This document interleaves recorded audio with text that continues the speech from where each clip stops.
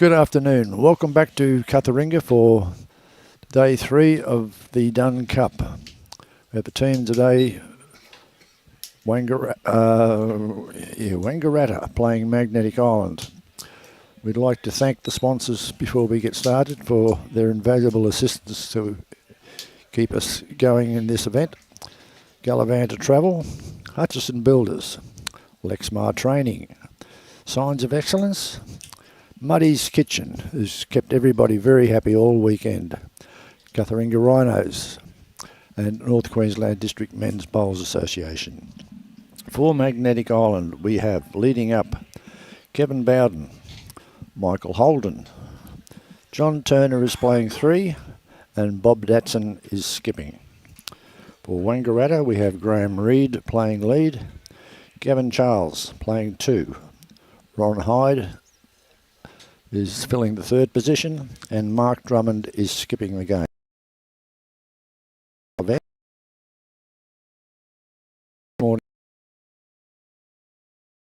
So we're back.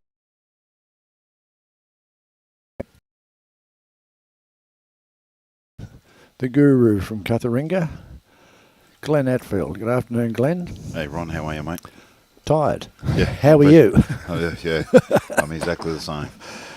That's look, obviously fantastic game this morning. It was. Been involved in some long battles myself over the years. And that's the nature of Dunn Cup. 21 ends, no time limit. And we don't have a lot of restrictions on players. We have no restriction on player movements. Yep, they can follow to the head, come down and look at the head. Yep. Before they decide, excuse me, what shot they want to play. It's it's open slather basically. Yep. Totally different to our pennants.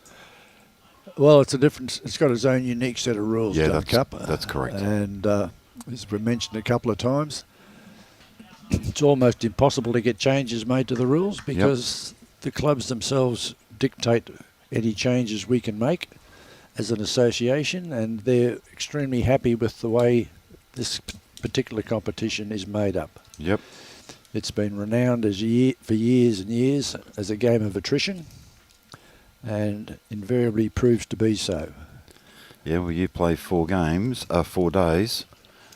Stanima comes right into it. I think some of the teams come and seen me in the kitchen last night at 9:30 to get a meal. So that's right. Well, we didn't finish our commentary last night until 9:30. Yep. And I suspect it could be a little bit the same tonight. Yep, I would think so.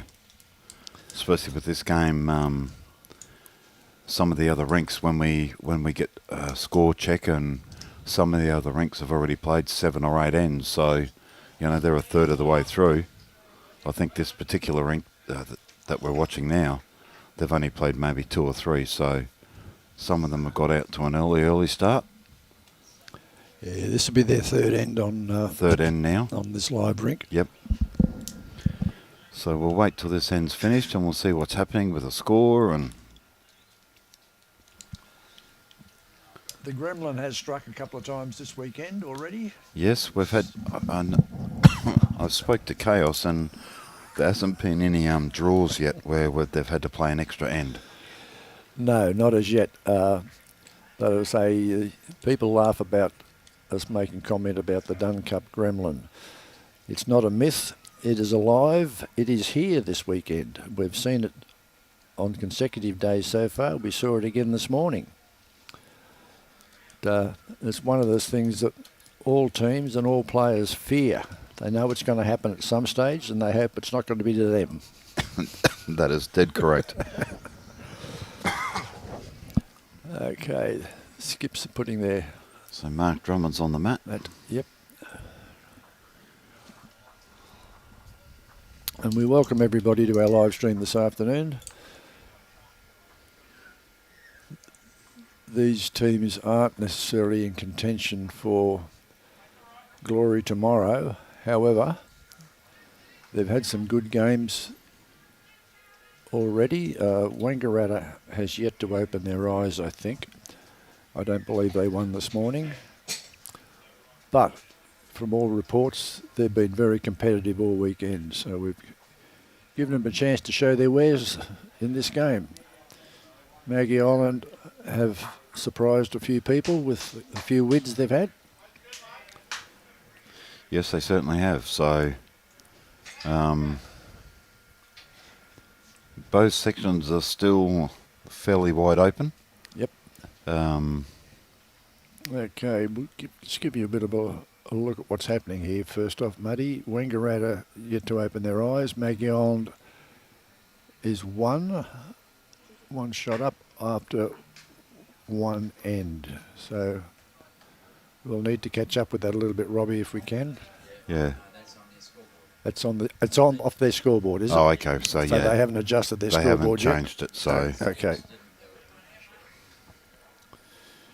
Yes, Robbie has a little bit of a thing about the scoreboards because it makes our life easier if we can actually see what the relevant score is instead of having to wait 3 or 4 runs for it to be put up. Bobby Datson's got a fair bowl here. I don't think he wants to move that too far because he was holding 2 or 3. Yep. He's not now, I don't think. Hands on the head and he's 1 down. Okay, so WANGARATTA have opened their eyes for sure. And we will check what they do to the scoreboard. They're just adjusting it right now as we speak. You can possibly see that scoreboard from where you are, Muddy, can you? No, I can't. No, okay. Unfortunately, I could get up and have a look unless... No, we'll do a run around the greens in a second. The magician next to you. Our guru. Yep, there you go. WANGARATTA 2, Magnetic Island 1 over after 3 3 ends. Okay. So, Robbie, can we check the other rinks, mate? And then we'll get back to this game here. We've had a fair turnout of spectators too. Yeah, mate, it's very good. Being a Saturday, we'd expect to see a few more spectators. So there we go. South Townsville after the first end is 3-0 against Collinsville. After 5 ends, Whoa. Brandon 11, Guru 1. Brandon are friends. Mate, they're a bit of a dark horse at the moment. Well, they've made friends with the Gremlin. He's only had 1 loss. Bowden versus Jubilee. After 1 end, it's 2-0 to Bowden. Now that's going to be a good game, that one too. That's because correct. Bowden haven't lost a game yet. After 6 ends, Cutheringa 6, Tharangower 4. Gold City versus Alligator Creek. Don't know how many ends, but the score is 7 to Gold City, 1 to Alligator Creek, and it's on 5 ends. Fergie just moved his head. Air versus McNade. After 3 ends, Air is 1, and I think that's an 8. Is it an 8? Yep, Yeah, certainly is. So a bit of a early start there for the boys. And I must commend Gold City from Charters Towers. They've had a couple of wins. And we've mentioned they have a couple of octogenarians playing for them. So they're doing themselves very proudly this weekend. Yeah, mate, one of the boys is 86 and one's 83. Yep. And still standing up, playing all day. Yep, like they haven't missed a beat yet. That's a huge credit. Yep. Okay, on the mat now we have from Magnetic Island should be Michael Holden, I would suspect. It might take us an end to work out who's who in the zoo here, but we'll do it very quickly for you. A bowl from Michael Holden.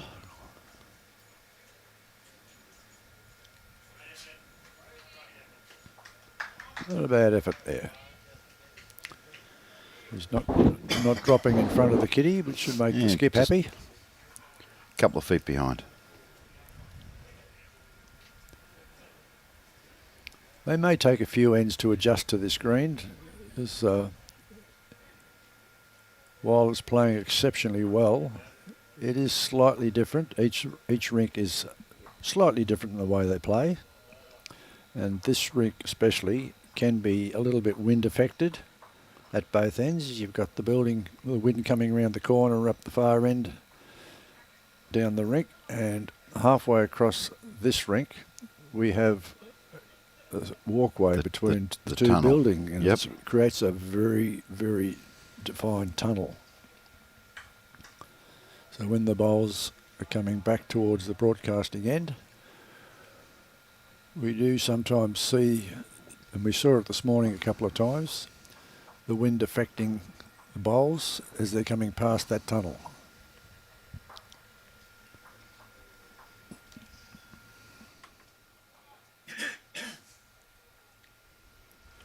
It is a credit to Darrell College, your groundsman, Muddy. I haven't had or heard one complaint about the green all weekend. Yeah, mate, he's Very passionate. yeah, that's him sitting over there on the left of our screen, with some of the spectators next to the umpires. Yes, he's invited a few spectators into Yeah, his corporate box. into his corporate box, he calls it. It's his own little reserved corporate box. No, look, he is an absolute workhorse. Clubs need people like him. We're just lucky enough that we've got Badge, obviously Darrell College, but his nickname is Badge. And, can't thank him for everything that he's done. Well, you can. Can't thank him enough. Sorry, I should have probably said, yeah. Okay, let's try and settle down into this game. He's a bit underdone here. Yep.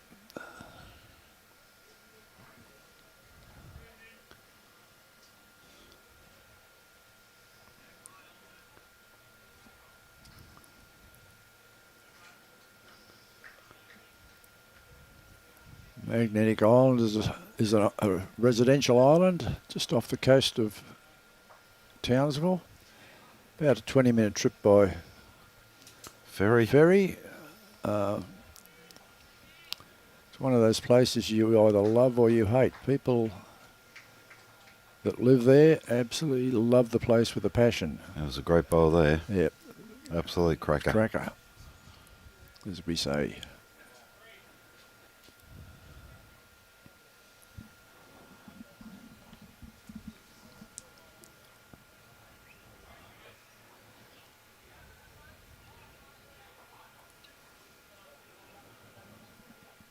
WANGARATTA is a bowls club, plays out of Bowden to the south. That's 2.5 hours to the south of Townsville. Right down there on the beach. Yep, and it is right on the beach. Yep.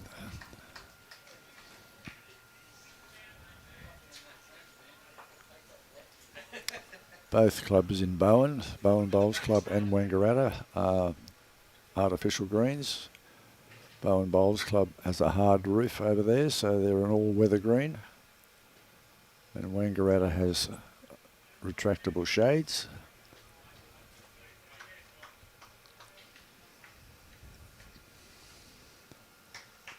And it is a club that really tests most bowlers out when they go down there, because it's very rare that the wind is not howling around the green there. Especially WANGARATTA, right down there on the beach. I mean, when that sea breeze picks up. Played pennants there many a time, and every game can be totally different because of that wind. Yep. Bobby Datson's got a fair line He's here, got a good and line if on this. if his pace is good, just sit in there behind it. That's Handy bowl there, though. Yep. Mark touches that kitty in here. It'll just go straight back to To Bob. Bob.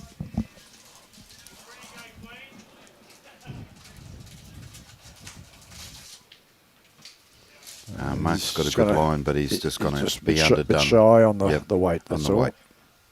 Same as his first bowl. They'll adjust to this because it's between here and South Townsville, where both these teams have played. It's an entirely different playing surface, and the speed is different. Not that much, but the speed is different. So they've got a bit to contend with to to come from over at South Townsville back to here. Some of the teams have indicated to me they think it's about 2 seconds slower over at South Townsville compared to here.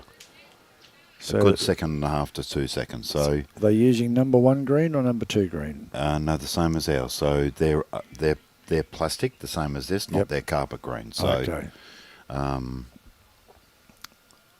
They could have a 3 or 4 here. 3. Yep, that'll be 4. Now looking for the back red compared to that front black. Okay, From boys, here, you would think that red is. Excuse me. Is that 4 or is that 5? No, they've taken 4 out. Okay. There's 5 bowls there, though. Yeah, but no,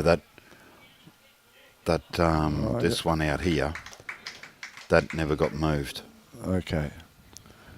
I'm pretty sure that never got moved, so.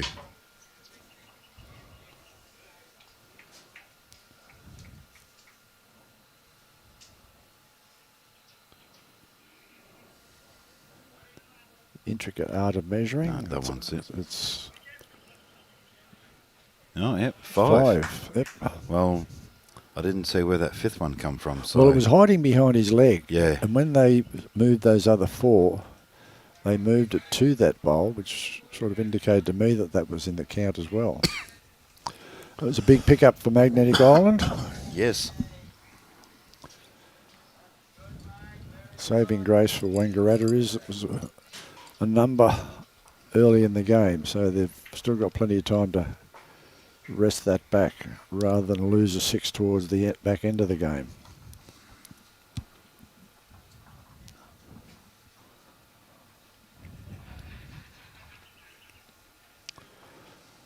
And we must give a big shout out to Catharinga Bowls Club specifically, the hosts for this year's Dunn Cup, and Muddy, the president of Catharinga, and all his volunteers. Purely a volunteer club, wholly and solely a volunteer club, and it's all hands on deck this weekend. We have 2 paid staff, but everyone else that you see cooking the barbies, emptying bins, you know, wiping badge tables out, looking down. after the grain. As soon as that first game was finished this morning, he went and tightened his banners up on the rinks and got his little vacuum cleaner out and vacuumed up all the rubbish. And he's very proud of his grain. And handy little walk there from Kev Bowden. Yep. Came in and just sat right behind it. Right behind the kitty. Graeme Reid with his bowl. He's coming He's in got nicely. a good line here. It's all up to his weight now. Just a fraction just a bit past. About 1.5 metres past. Okay, Michael Holden with his first bowl. This is almost a team of car dealers, Holdens and Datsons. Yeah. Sorry, Muddy, that's a dad joke.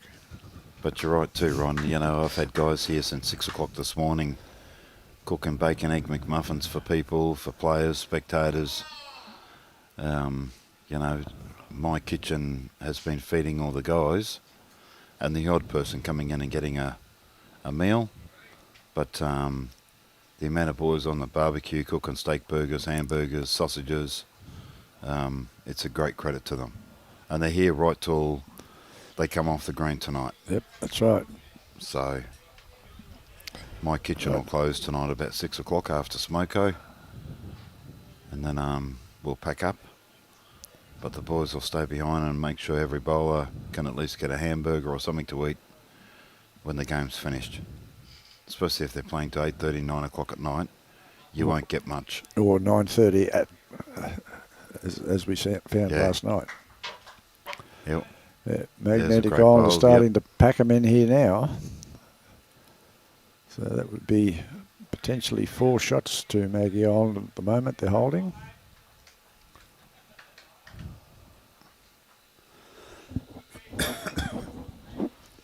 Gavin Charles' second bowl.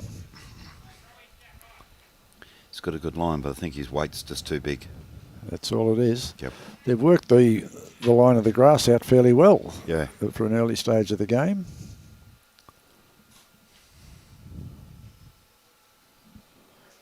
Right. We have John Turner playing as 3.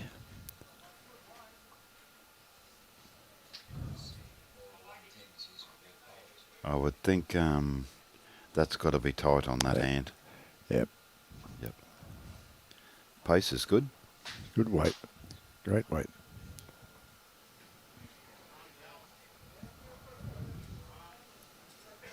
Depending how far back that green bowl is behind the kitty, Magnetic Island are definitely holding 3. They could be holding 4. I don't think this other red bowl on the left-hand side would be in the count. Again, a good line, but I think his pace is the same as before, just too big. Yep. Okay, Bobby Datson wanting a draw bowl.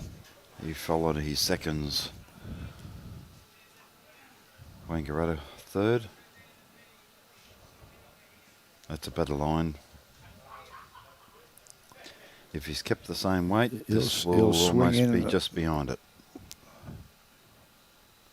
And it is. He's a bit heavy too. Yep, just a fraction. So some of them aren't adjusting to when they take that bit extra grass, they're giving it that more in weight. Yep, that's right. And not taking anything away from these players, but the players in both these teams. Yeah, we could see a change here. Oh. No, he's are largely social bowlers. You know, they're both small clubs with small memberships. We don't often see Magnetic Island players playing over on the mainland here. They play a lot of social bowls amongst themselves. Tourists from the south are a big draw card for both Magnetic Island and WANGARATTA at this time of the year, and they rely very heavily on social bowls for their income, and consequently most of their players, this would be, apart from our district pennants, this would be the only real tournament bowls they play. That's right, yep. They might play the odd money comp here and there, but not too many of them. Not too many. Unless you're using some type of extra tight bowl, Bob, that's going to be way too skinny. Yep. But he still might be in the count there. Yeah, his weight's spot on. Yep. Edge factors, yep. You can see the emblem there on the side. Now, Mark, you're probably 3 or 4 down, so you need to there's at least your line. At least 3 down that we can see. Robbie's saying 5. I'm not putting any bets on it, Robbie. Mark's just been a bit tentative. He's probably seen his boys run through the head. So thinking that maybe it's a bit quicker. Did we get a timing on the green this morning, Muddy? Do you know? Sorry? Did we get a time on the green this morning? No, I didn't, mate. I was madly in the kitchen. Furiously cooking lunch. Well, when I found out at 10:30 that I actually hadn't ordered the crumb steak. Whoops. For today, okay. And that was the main meal. Okay. I panicked a bit. Yeah, I can imagine. I said to my 2 girls, help me in the kitchen with their boyfriends. And I said, oh, can you go and get the cold chicken out of the cold room and the crumb steaks and I'll start cooking? Yep. They came back and looked at me and just said, now, don't stress and panic. But there's no crumb steak in the cold room. Okay. Oh, I best ring the butcher real quick. So what have they picked up here? A 4, 5, 1? No, they're counting. 1, it's 1, 2, 2, 3. 3, 4, maybe. No, he's saying no. I'm not going to give you any more at this stage. Oh. No, that was the stick going out.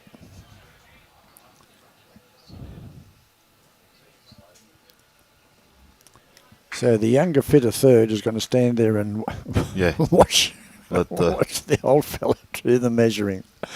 That one's in for sure. It's 4. So that's 4.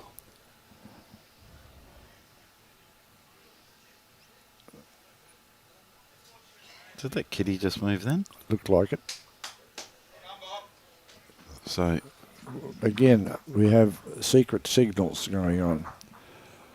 4, was it, Robbie? Okay. they're putting it up now. So He's doing a fair bit of spinning on that number.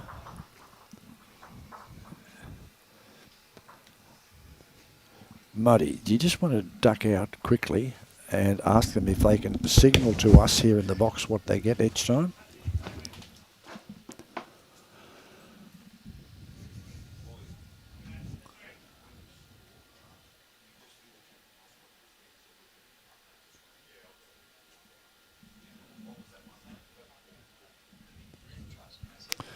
Four. Oh, you were watching the board as well. Okay. Yeah, it just makes our life a little bit easier. We're not guessing so much. But Robbie's worked out that he's got another camera he can use to check the scoreboard. So that makes their score. Oh, sorry, that makes their score 10-2. 2. So a nice handy lead to Maggie after 5 ends. Yep. Could we do a score check, please, Robbie? Couple of interesting games going on some of the rinks. Just a little Right bit. next door, I know South Townsville's playing Collinsville. South Townsville boys have only had 1 loss. Yep. And after 4 ends, South Townsville 11, Collinsville 0. So South Townsville will be after a margin. Oh. After 7 ends, Brandon 18, Garoo 1. Okay. That's A bit of a blowout. a big statement. Here's another. Ooh. Well, Bowen's undefeated. Yes. So, they're still a front runner in Section 2. Last year's runner-up. After 4 ends, they're in front over Jubilee, 8-1. Still obviously very early days. After 8 ends, Cutharinga 7, Thuringowa 5. And after 7 ends, Gold City 8 to Alligator Creek 3. After 5 ends, McNaid 10, Air 2. That's some very interesting results there. Yeah, definitely.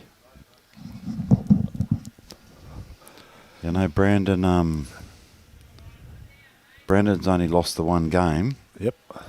They're playing South Townsville tonight on the TV rink. So they could. So one of them will, if they both win their current game, which at this stage 11-0 and 18-1, You would think they will. they're both going to win. So one of them's going to go in tonight with 2 losses, one still with 1 loss. That's right. and hoping that someone knocks off Cutharinga to even the score with everyone on 1 loss. Yep, that's right. Cutharinga's still undefeated at this stage. Bowen's still undefeated at this stage in Section 2 with Suburban undefeated. Suburban obviously having the bye right now. We could find things coming down to margins there. And I think, if my memory serves me correct, Suburban play Bowen tonight. Do we have a draw here? No, I don't have a copy of the draw here, Matty. No, that's not on our It's sheet. not on our sheet here. If I remember correctly, what does Suburban play Bowen tomorrow morning? Again, that could be an absolute cracker. That could come down to who wins that section.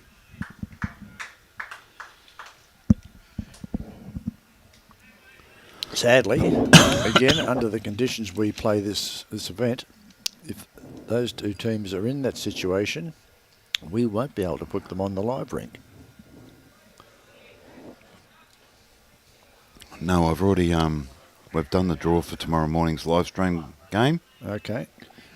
Two of our Oh, okay, Home Hill Garoo. Home Hill Garoo. Home Hill just coming back into the comp last year. Yep. One of the original founders of the Dunn Cup. And Garoo, tiny little place, Sugartown. Oh, I'd hate to think what their population is. It's not huge. I doubt if it'd be 50. I was going to say maybe 500 or 1,000 or something. I don't know. It wouldn't be up that high. I don't know, to be honest. No, definitely wouldn't be up that high. I see Robbie's getting his phone out. He's going to Mr. check Google. the population of Guru. There you go. You'll enlighten us with something, Robbie. I've only lived here for 40-something years, and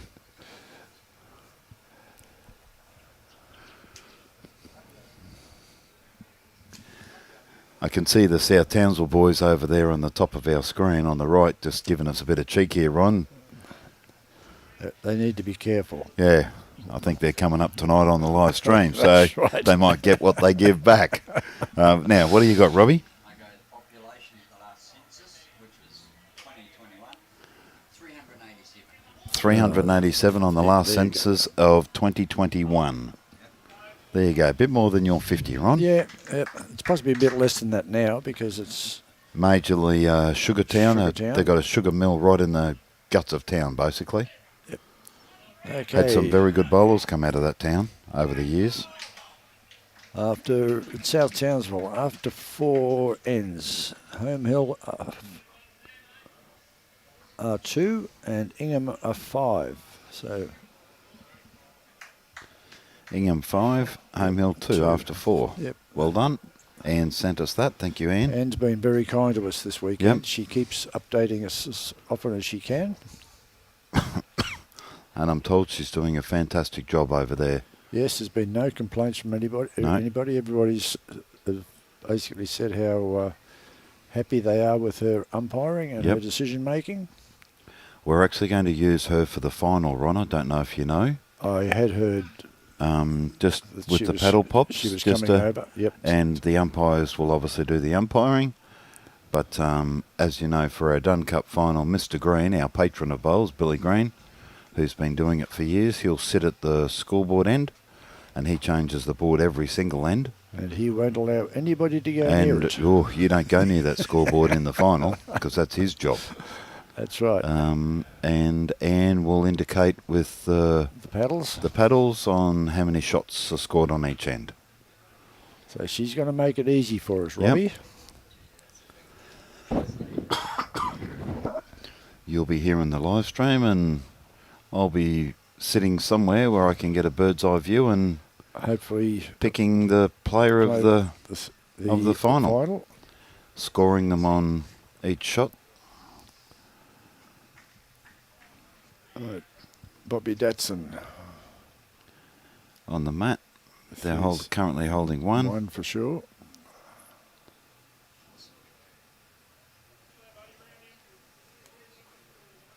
But he's got a good line.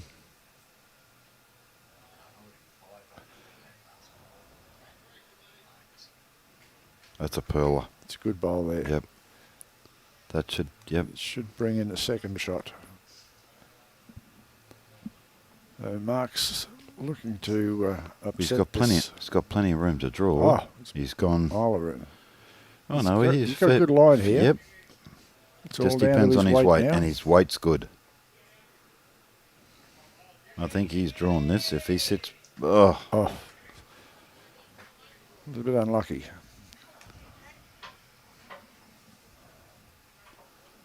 just taking bowls out. The definite one.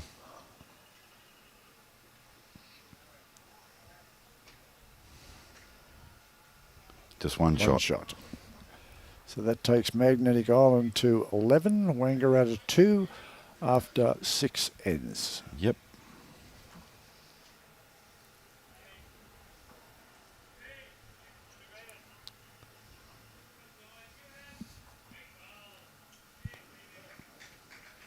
Couple of Magnetic Island boys look as if they spend a lot of time in the sun, possibly on the beach. Beaches. Well, their green is right on. Right on the Excuse beach, me. yeah. Their green is right on the beach. Just the width of the roadway between the green and the beach. You got him. Nice start here. Yep. Fair start there from Kevin Bowden.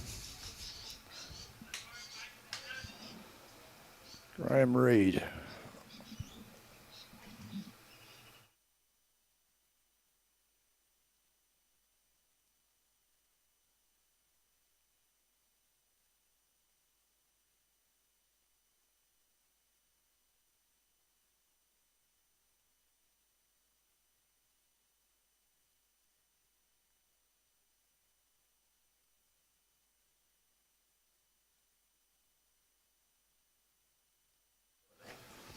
Robbie's just had an epiphany.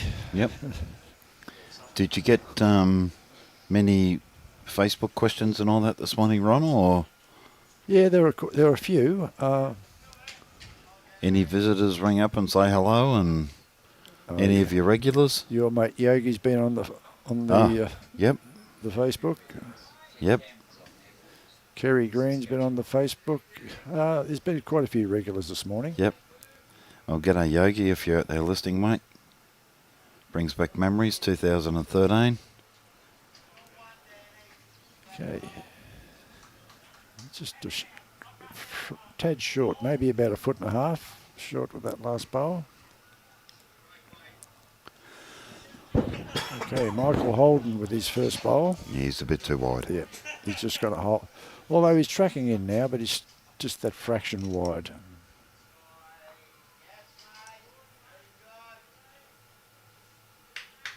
Yeah. There we go. Okay. Cam McClelland, greetings. Greetings back to you, Cam. Hope you're enjoying our live stream. Mark Hawkins. What is Mark Hawkins doing on Facebook? He's supposed to be playing. Well, that was one of the sad... Excuse me. Yeah, what's he doing with the phone in his pocket? Where's the umpire? No, we don't know. We don't know. I'd say it's a wife. Yeah, Chantal will be up there somewhere. Seeing she's got husband and son playing in this game. Yep, should be very proud of having her hubby and son playing together. As everyone knows, Mark was a Cutharinga player last year. Played in the winning side and actually won the Canter Shield or Cup, whatever we want to call it. Medal, cup, Yep. shield. For the best performing player on the winning side. Yeah, somebody queried that yesterday with us as to,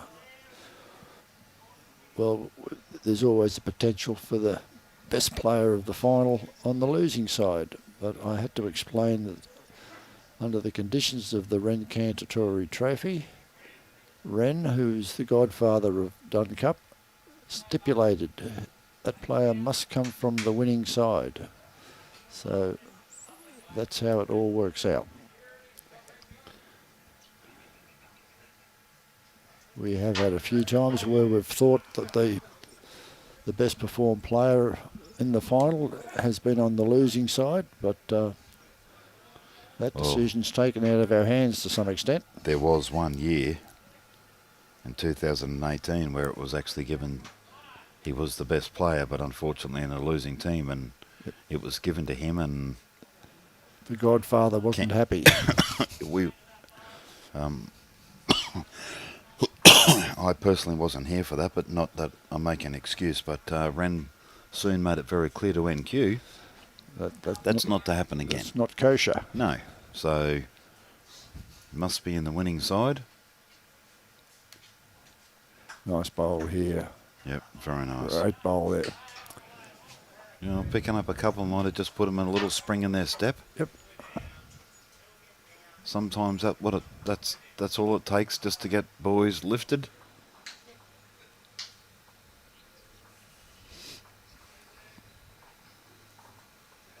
Yes, we thought that might have happened this morning with Jubilee, but it wasn't to be. The Dave Good factor. Yes, we've mentioned it this morning. He, Dave goes into every game with a specific game plan and expects his players to play to that game plan. This year, when he did it with Alligator Creek, they did it perfectly. He's got the same sort of situation going this year with Suburban, and it was painfully, well, not painfully obvious, but it was very obvious that they all understood their role, and they were playing two great bowls. So WANGARATTA holding 3 shots there at the moment. No, Bob's shaking his hands and not happy with his lead or something there. I don't know what's going on there. I mean, he's been playing out of his tree. But as we know, Bob Datson is one of the characters in North Queensland. It's very animated and sometimes has the potential to lose his cool a little bit.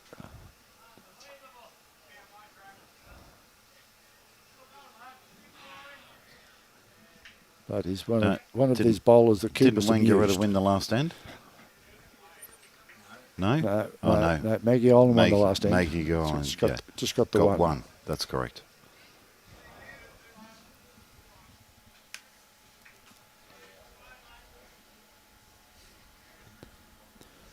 Mike Watts. Good afternoon, Mike. Is watching us in Wales, over in Great Britain. Great bowl there. Bobby Datson, I think, has just drawn the shot. Absolute screamer.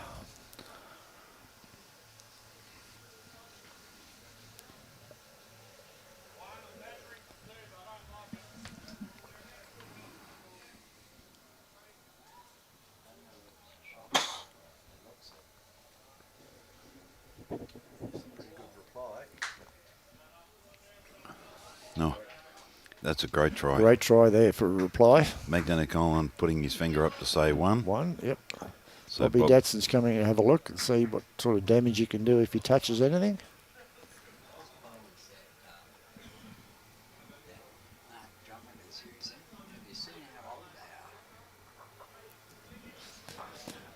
Right, Robbie's seen a stamp on a bowl. Oh, just the bowl itself, the black one. Yep, that looks like an old. It almost does look like a super grip. No, ABT. Evos. There you go. Obviously plays on a lot of synthetic greens to get that wearing. Yep. Yep. Yep. Yeah. Okay, Bobby Datson's had a look at the head, decided what he can and what he can't do.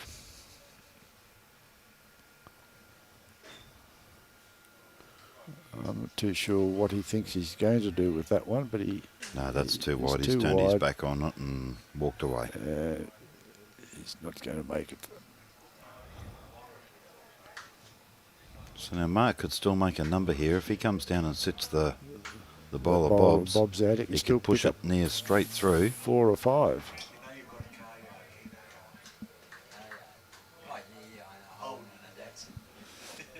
We have made that. Comment. Now he needs to be under this. No. Just got a feather off it. Okay, No. Maggie on pick up one there, which takes them to 12. 2 to Wangaratta after 8 ends. I did. Robbie, get that bit of 4B2 out and beat me round the head, please. So we have a score on Muddy's scoreboard after 7 ends. Thank you, Robbie. Wangaratta 2, Magnetic Island 12. So can we do a Muddy's scoreboard check on the other rinks then, please? Okay, Rabs Barrett from Maggie Island is wholeheartedly supporting his Magnetic Island team. Let's go Maggie. Okay, so rink night right next door. After 6 ends, South Townsville 12, Collinsville 4.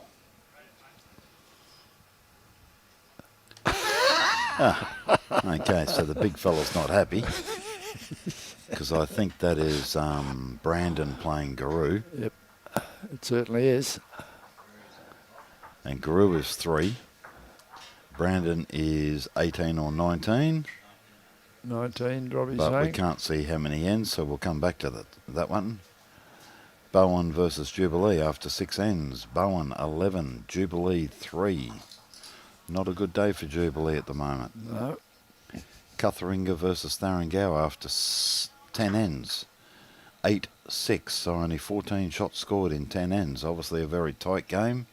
No one giving anything away. Mr. Ferguson from Fergie Watson. That's it, mate. Just move a little bit. There we go. Okay. So Gold City after 9 ends. Gold City 9, Alligator Creek. Gold City 10, Alligator Creek 3. And after 7 ends, we have Air 6 to McNade 10. So our birthday boy Michael Blake over there playing for McNade. Happy days. No, Guru's still blocking the scoreboard. The big fella doesn't want us to see what's going on. He will move in a minute because I think they're playing their second last or Michael Holden's got a good bowl coming in here.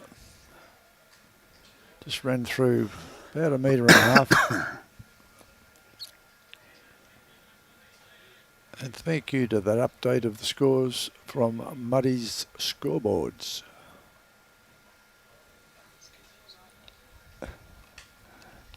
Muddy's Kitchen, Ron. Get it right. Wow. Come on. Have you gone public with it yet? No. Okay. I'm just happy doing my thing here at the club and... So you don't want to put it on the stock exchange? No.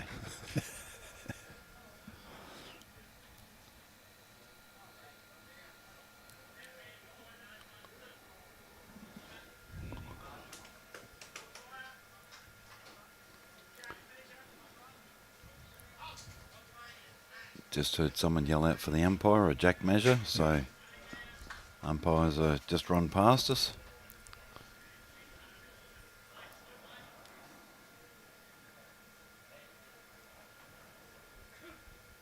So what's Wangaratta got here? He's got the underdone, legs. underdone. He's just underdone, but he's still... No, he's running away. That's going to keep on running. He's found the gap between those two bowls, decided he didn't want to play with them.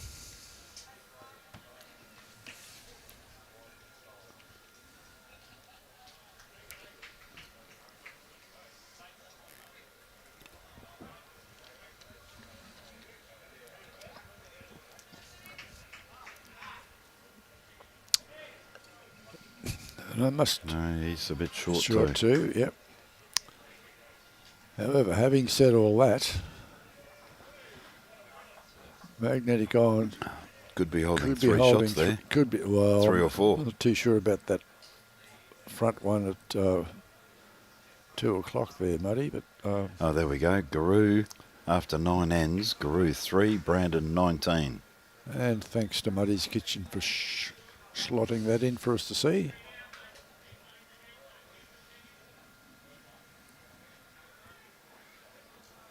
Right, that's the shot.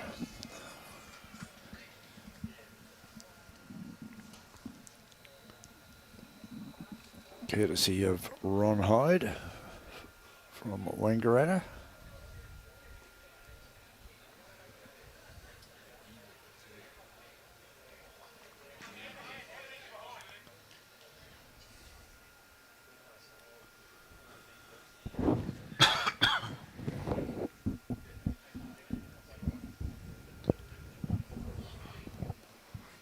John Turner with his next bowl. Great weight. Just a little bit full with the green.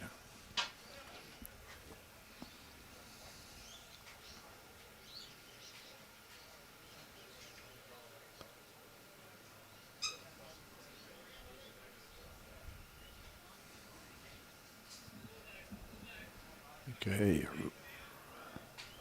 Ron Hyde. Just a bit too much pace. Yeah.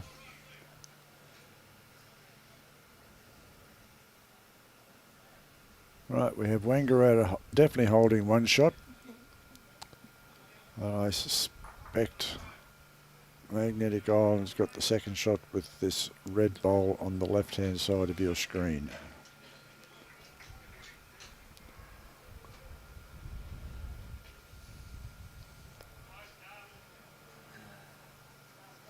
Bobby Datson examining what's going on all the way back to the mat.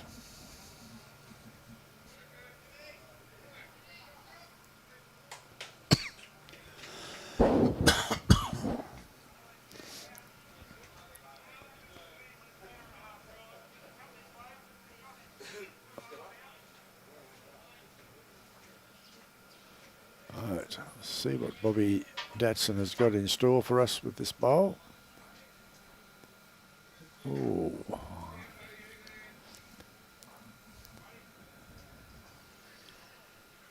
Oh, he's going to punch his own up. He knows what he's doing. No, he hasn't quite got there. Not enough.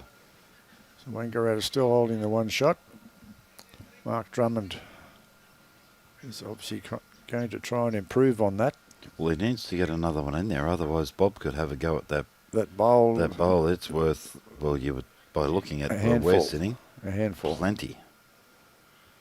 Depending on how he hits this, it's still worth plenty. 3, maybe 4. Well, 3 and 4 if he stays there.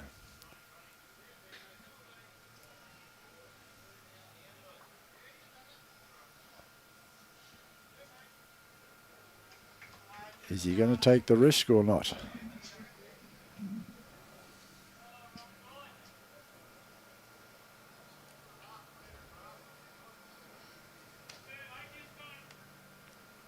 Well, he's playing that hand to try and push that bowl through, I'd say.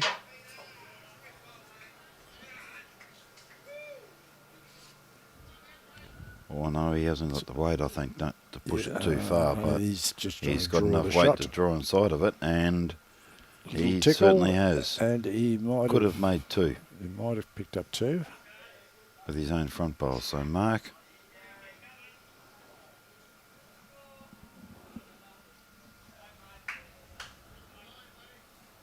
again, no, his lines. Oh, he's got to be around that. I don't think so. No, that was the last thing he needed to do. 2 shots to Magnetic Island, which takes them on to 12. WANGARATTA 2 after 8 ends, courtesy of Muddy's Kitchen.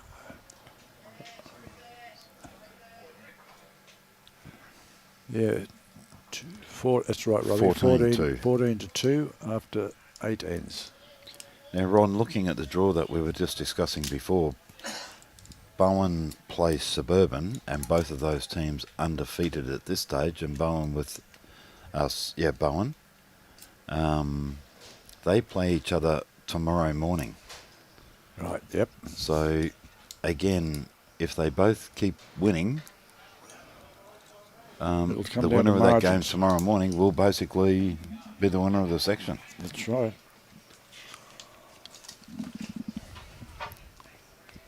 And I can't see the right boys being enticed into Dave Good's match plans.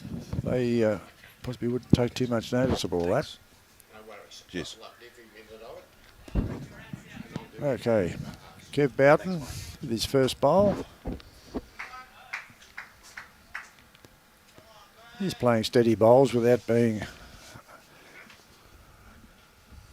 dramatically outstanding. He's played some good bowls so far this afternoon. Graeme Reid. Just running through possibly maybe a couple of metres there. Kevy Bowden again with his second bowl. Trying to correct the error of his ways from the first, and has done so. Nice bowl. Yeah, about a metre and a half through.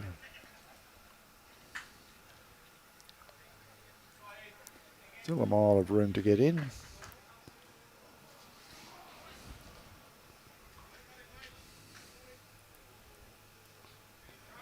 Depends on his weight. He's all over it. Yep. Great bowl there from Graeme Reid. Dutcher. Absolute cracker. Sitting right in front of the kitty. So they possibly wouldn't even be able to see the side of the kitty from the mat.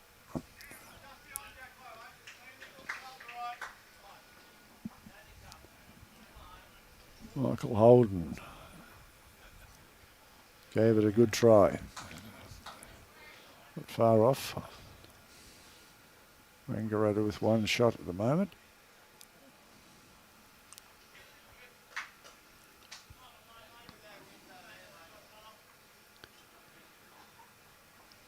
Well, if you thought this morning's game was long run too, that game tomorrow morning, It could go forever. that could just, yeah, that could finish next week. Can we start them at 7 Oh. o'clock? I mean, especially if they're both undefeated, there's a lot on the line. That's right. It's and obviously Bowen wanting to show their dominance of last year's runners-up. Yeah, it's a good try. Good try there. Great try. Now Wangaratta still holding the one shot. And Suburban, the Dave Good factor. He will just rejoining our district again, so he will be out to look to. I mean, he absolutely thrives on Dunn Cup. Absolutely loves it. He lifts another level.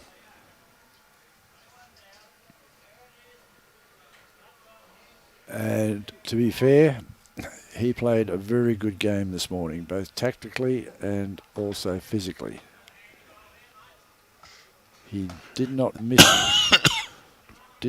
one of his on shots and did not miss when he was drawing, sorry.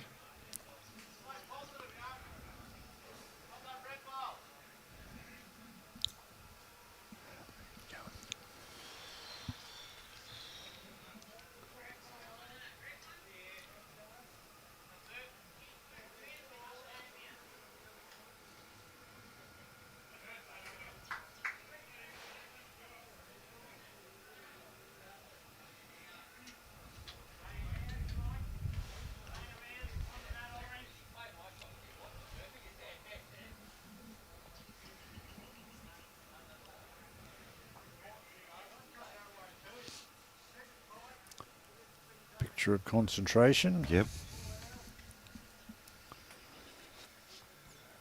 That's the line, just depends on his pace. Weight. He's got to be under the blue one. And he is. No, he's not. He's crushed right into it. But that is a Wangaratta bowl, I think, isn't it? The blue bowl. Yes. So that gives them 2 shots.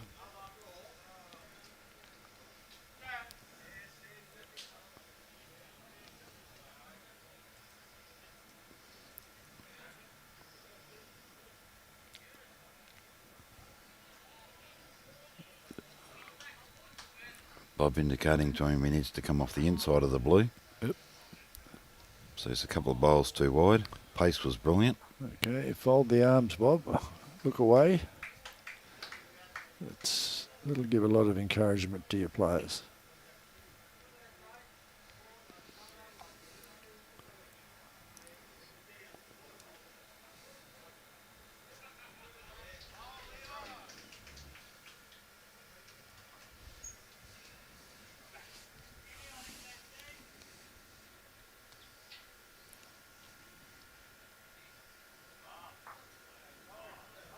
Right, 3 to Wangaratta.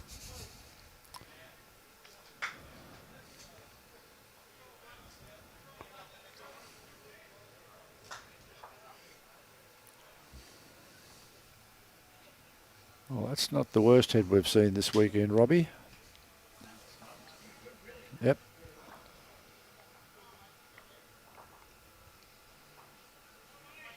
No, they're playing this green fairly well, actually. Seem to have got into the groove with it.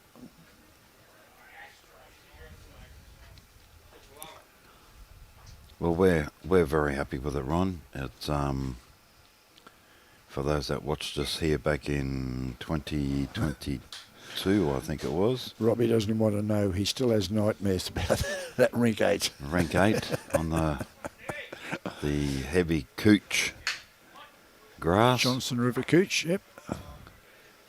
Off the inside of that and in for shot. Exactly what he called his third on. He's just played it himself. And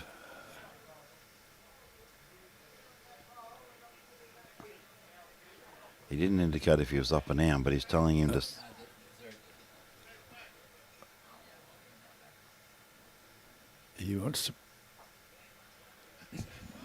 He wants Mark on that bowl, his own bowl, to pop the kitty back to that blue and he's bowl. not far off. No. Unlucky, as you say, Murray. Unlucky.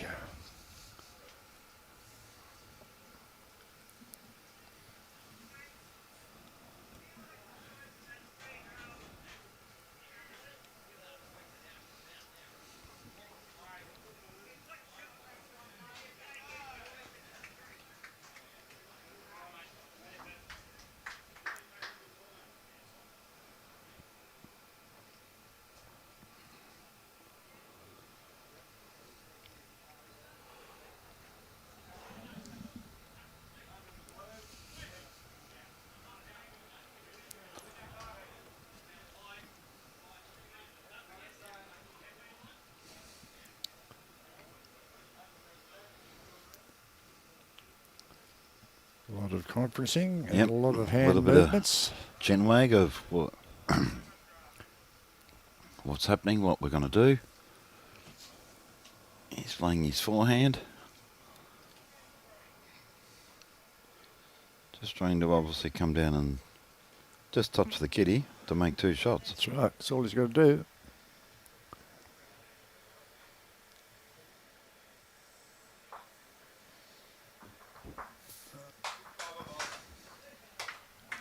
He did the damage with his first bowl. Yep. So,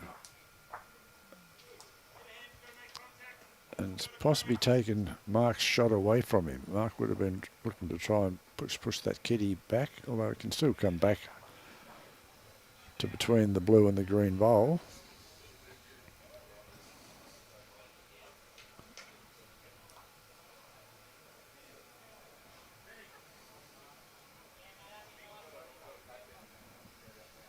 It's the weight, that's all it was. Yep.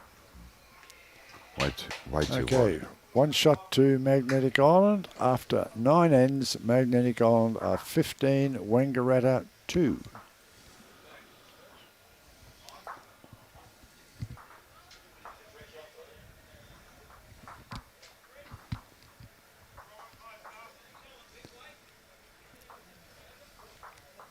And that's something we're seeing a lot of around the green this afternoon. Is players stretching their backs out. In a lot of cases, it's starting to affect their bodies. Their bodies are starting to feel the pressure. Yeah, well, when you're standing up for Potentially 10 to 12 hours 12 a day, hours. Yep. and those artificial greens are a lot harder on your feet than what Well, grass greens are. all the way through to your hips, actually. Oh, As you can attest, Muddy. mate, I know what it's like standing up inside that kitchen now on a tiled floor. Oh. Kevy's not happy with that No, bowl. just a bit Yep. shy.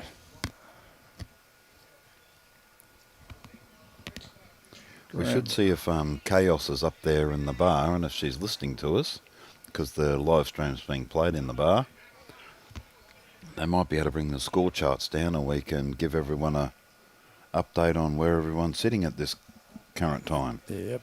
Well, we did that. with their wins and margins. We did that at the start of the game this morning. Oh, but did we you? Yep. Yeah, but we haven't had an update since the last after the last Yeah, game. well, after the first game this morning, Chaos and I sat there and made sure all the scores were in there and updated Big correction there from Kevy Bowden. progressive scores. So,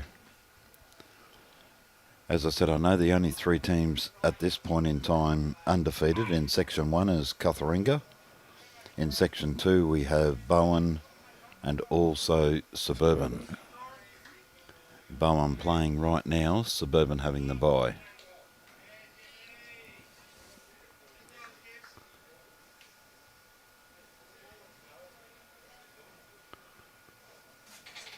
And as you know, Ron, our draw is a standard 10-team draw that we don't change from each year. That's right. And every team this year is a bye. It depends on where you finish.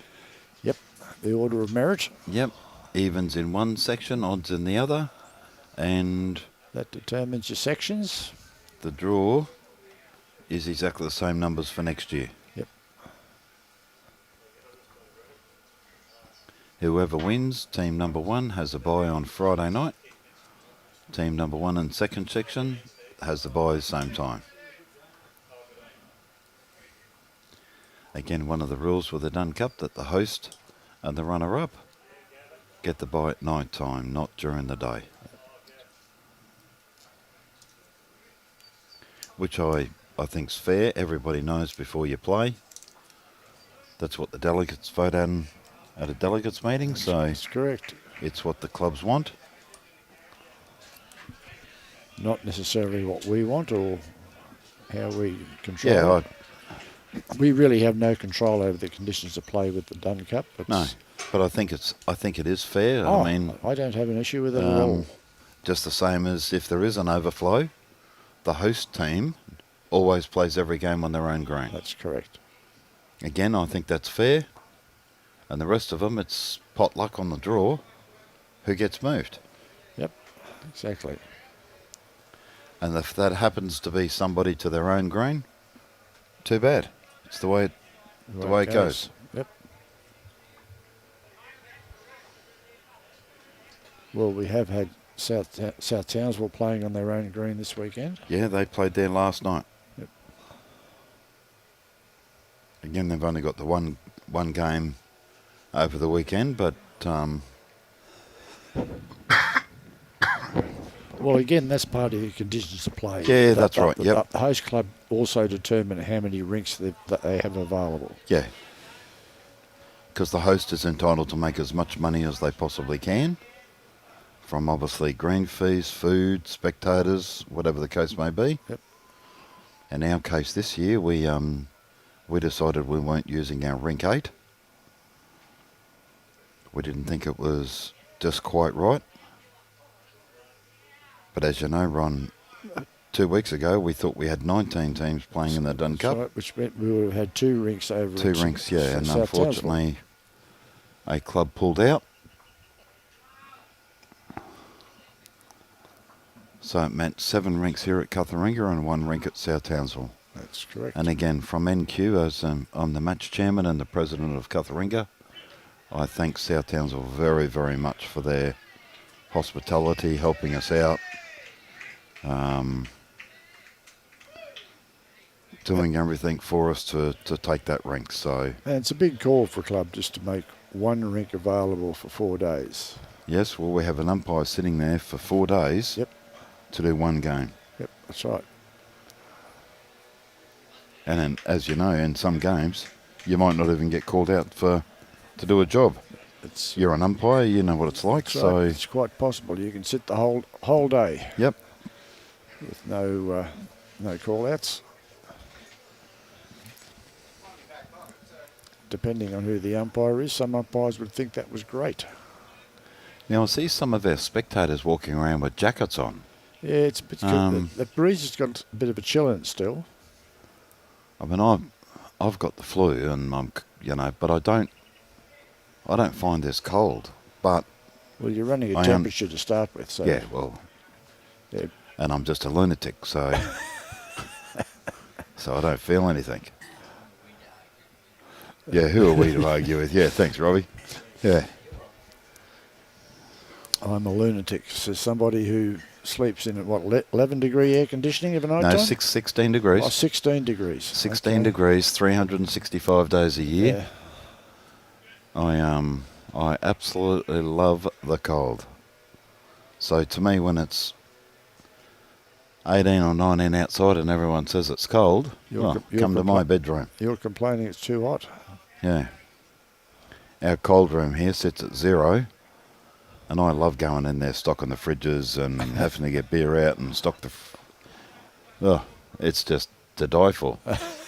I love it. I've often joked that I'd love to bring a bed in and just sleep in there one night, but Good on you. that could be a bit chilly. Yeah. Well, you might have trouble breaking the icicles off your forehead in Yeah. the morning. Oh, I'm sure there's plenty here that I'd love to smack them off, though. Well, I think Bob's just drawn another the shot. by the look of it, Yep. by the reaction there. He's playing fair bowls at the moment, Bob. Yes.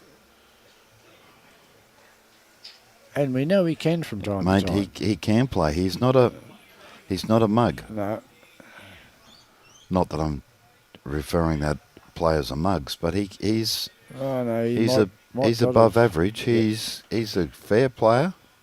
You know you've got a game on your hands when you're playing Bobby Datson. And he takes it very seriously. Yep.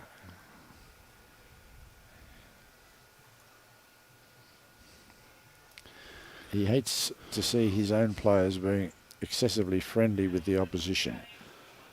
I found that out once to my displeasure.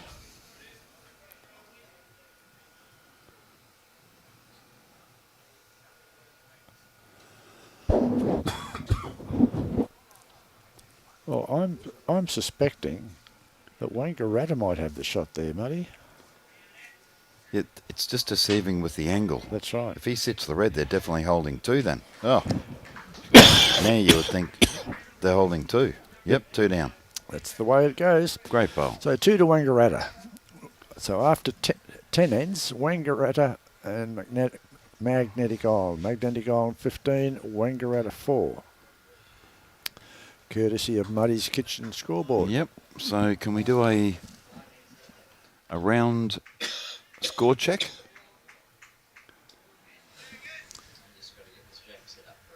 Okay, yep. Robbie's just going to check all his equipment, get everything set up, and we'll do a Muddy's Kitchen scoreboard update.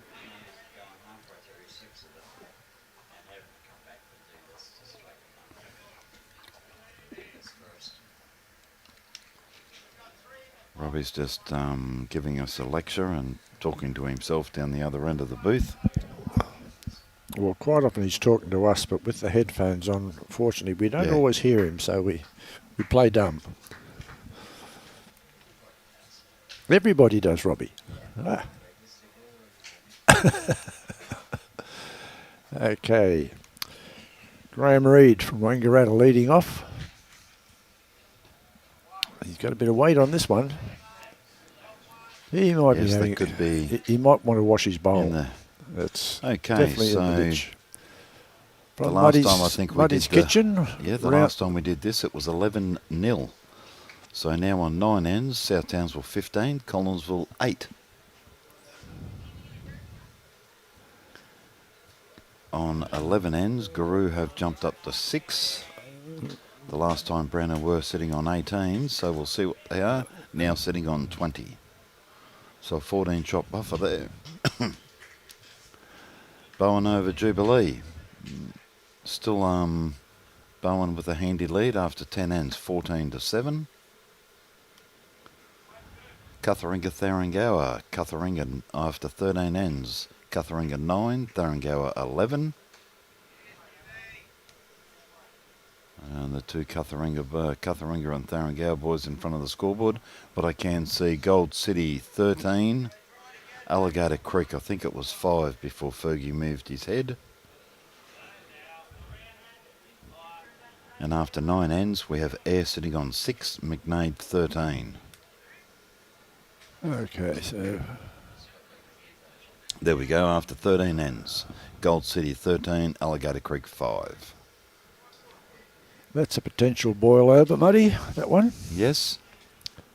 And The Jubilee game's a bit of a your Tharangower boys are over my Cutharinga at the moment. early days, though. Yeah, 13 ends, 8 ends to go.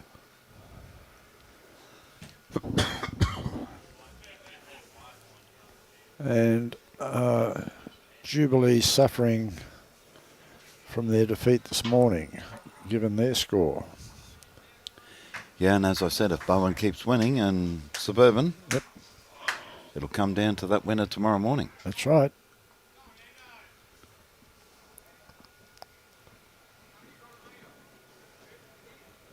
As again, as I mentioned this morning, on paper, the strongest team, potentially the strongest team, was Jubilee.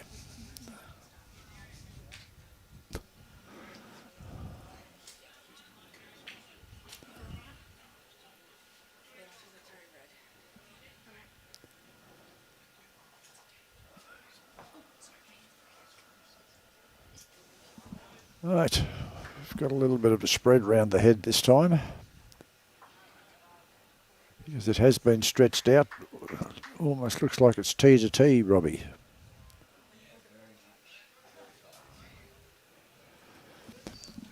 So our patron, Billy Green, wandering up to the commentary area.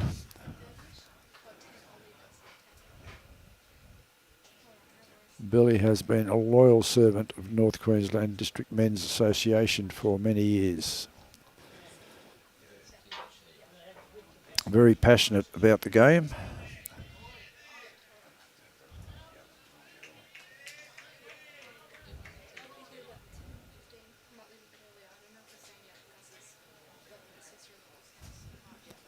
Mark's giving this bowl a clap. He likes this bowl.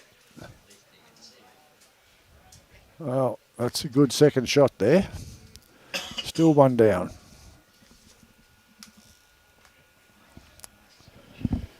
Okay, Muddy's just back from dealing with his family. Yeah, one of my girls that helps me in the kitchen. And she was here telling Muddy what he can do and can't do. Yes. Oh yeah, they're the bosses.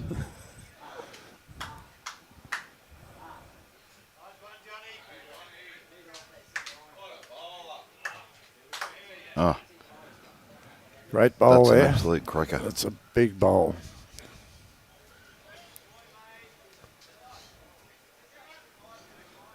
Robbie out there giving a lecture. That's almost a ditch to ditch length. It is. It's tee to tee.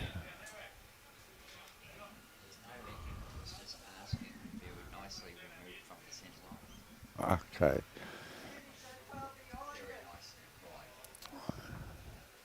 As we know you are all the time, Robbie.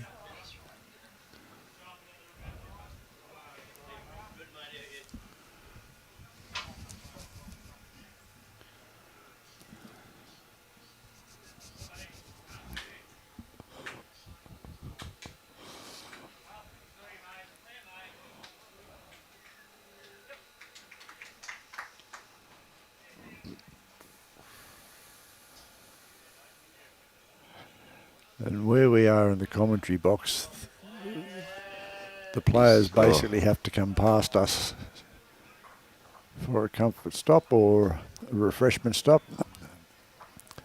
And it's quite amusing. Some of the looks we get, gestures the gestures. That's putting it polite. And we do occasionally get a good gauge on what's happening on their particular rink just by their expressions. Warren Fairjones. Afternoon, boys. Watching from Collie in Western Australia. It's great to have you with us, Warren. Hey, Warren, how are you, hope mate? you're enjoying the live stream. Yep. Hope things are going well over in WA.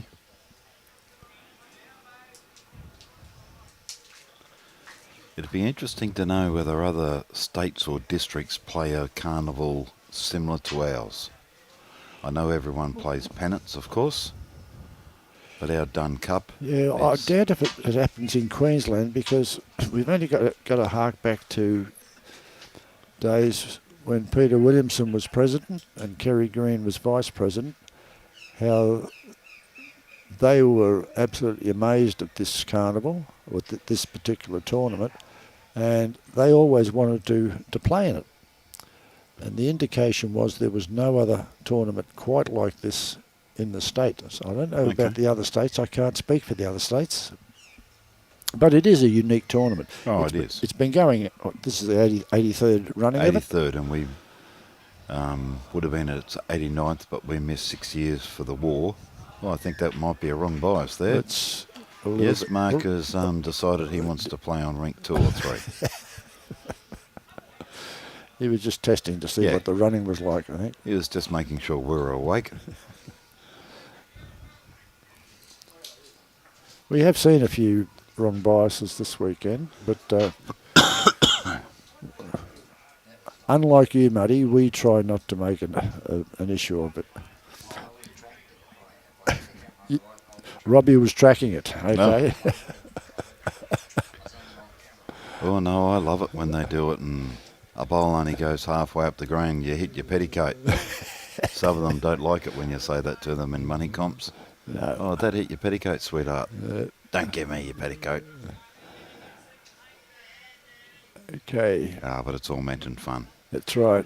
So here's Mark now. Mark So trying to redeem the cause. he's got it on the right rink. Just a little bit tight. Unfortunately, and he's a little short bit and short. nowhere near it. Okay, so I suspect there's 2 shots to Magnetic Island there. Might be 3. But I don't think this back bowl, this bowl closest to the bottom of the screen, is in the count.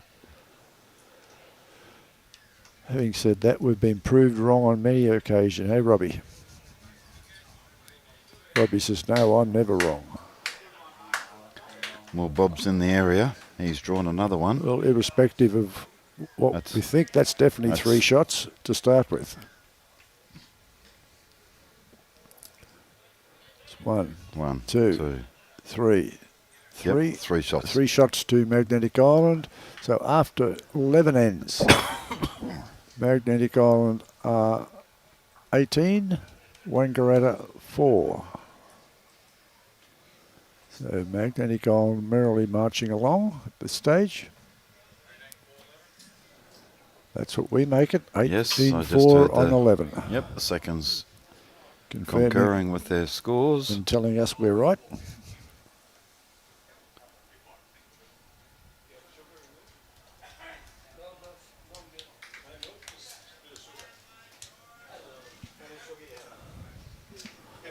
Okay, Kibby Bowden with his first bowl. And a fair start. Yeah, that's a fair start. Bobby should be pleased with that. Graeme Reid now stepping up to the mat.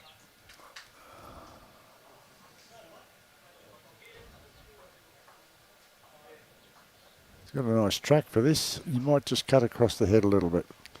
Warren's just indicated that no, we don't play zone pennant finals, but yes, we do play Big Fours Carnival. Yeah. Here in WA, we have 3 different grades of First Division, and we have Premier League 1 white and 1 blue. Yeah. Oh, thanks, Warren. The concept we run here, Warren, is in theory, these are the best 4 players from each club. You say set into 2 sections. They play off a round robin series through the section, and the leaders of each section play a final on the 4th day. There's no money involved. It's not a carnival as such. Well, I suppose you could call it a carnival of a type.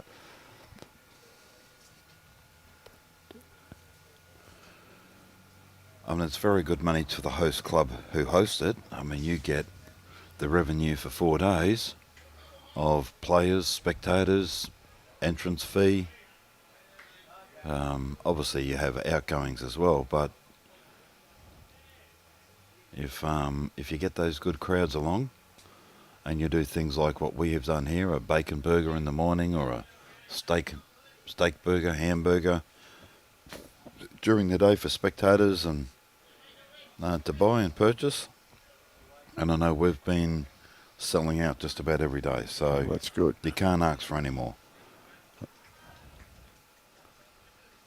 And this is purely a district tournament. We don't allow players or clubs from outside the district to play in this event. It's wholly and solely for the district clubs.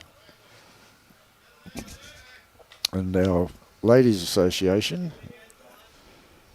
have a similar sort of concept. Their rules are slightly different, being ladies. And I'm not being critical when I say that, but they have a slightly different format. But it's a similar sort of competition. They haven't been playing for anywhere near as long as this tournament has. But again, it's well promoted and well supported.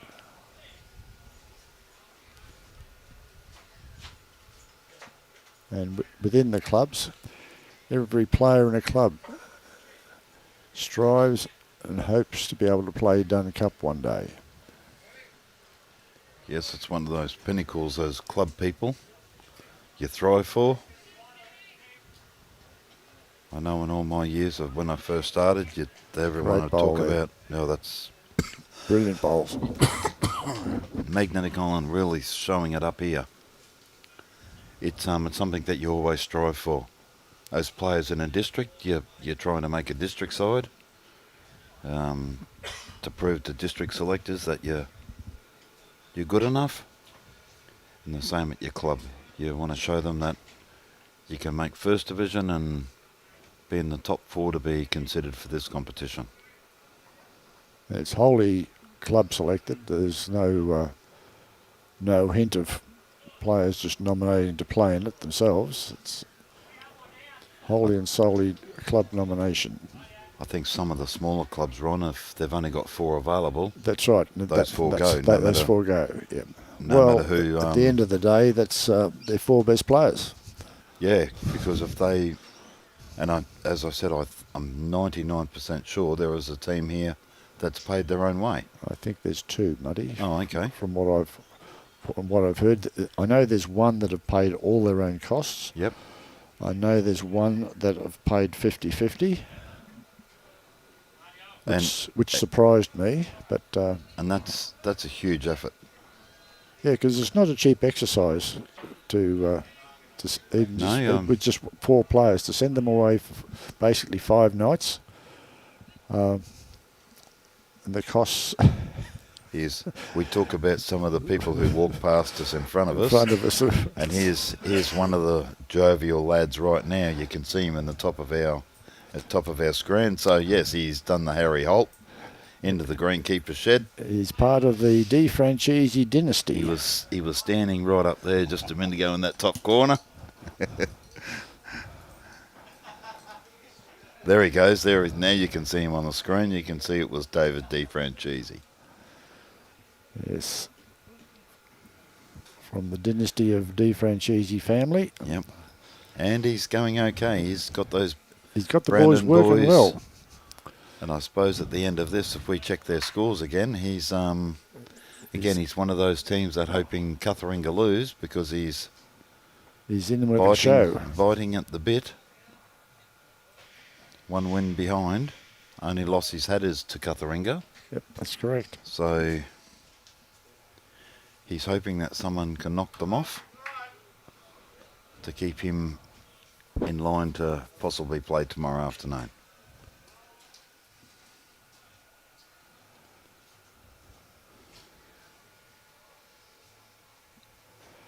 And this competition is not wholly and solely a competition that can only be won by the stronger clubs.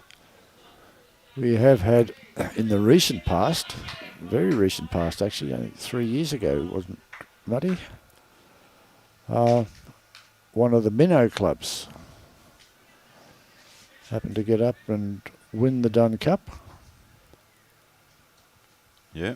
Which was great for them because I think at that stage they only had about 6 members. That's correct. I'm sure they only had about 6 members. They did import. Yeah. Did import a player. They imported a player, but we've that's been rectified since. That's no longer an allowed thing. Acceptable thing. Warren, to answer your question, mate, we have 19 clubs in our district.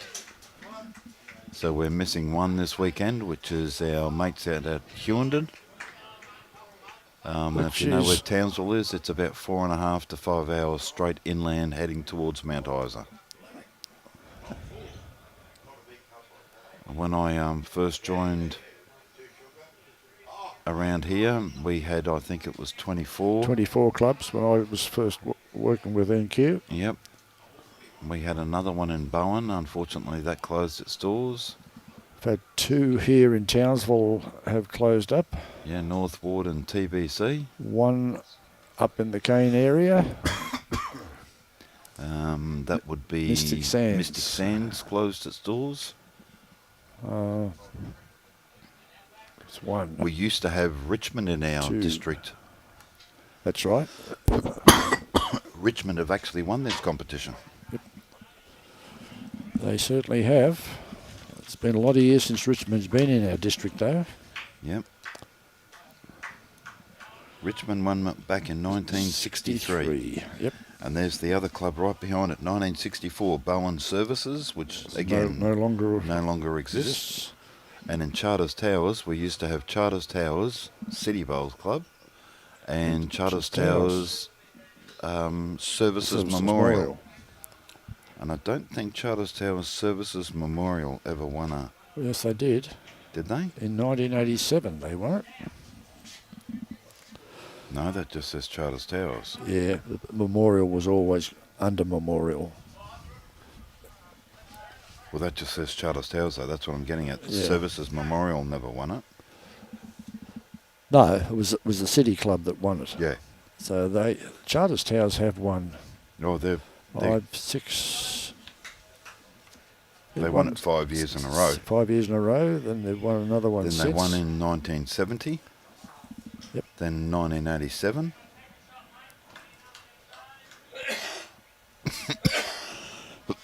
And that was their last time. Yep. So they've won it 7 times.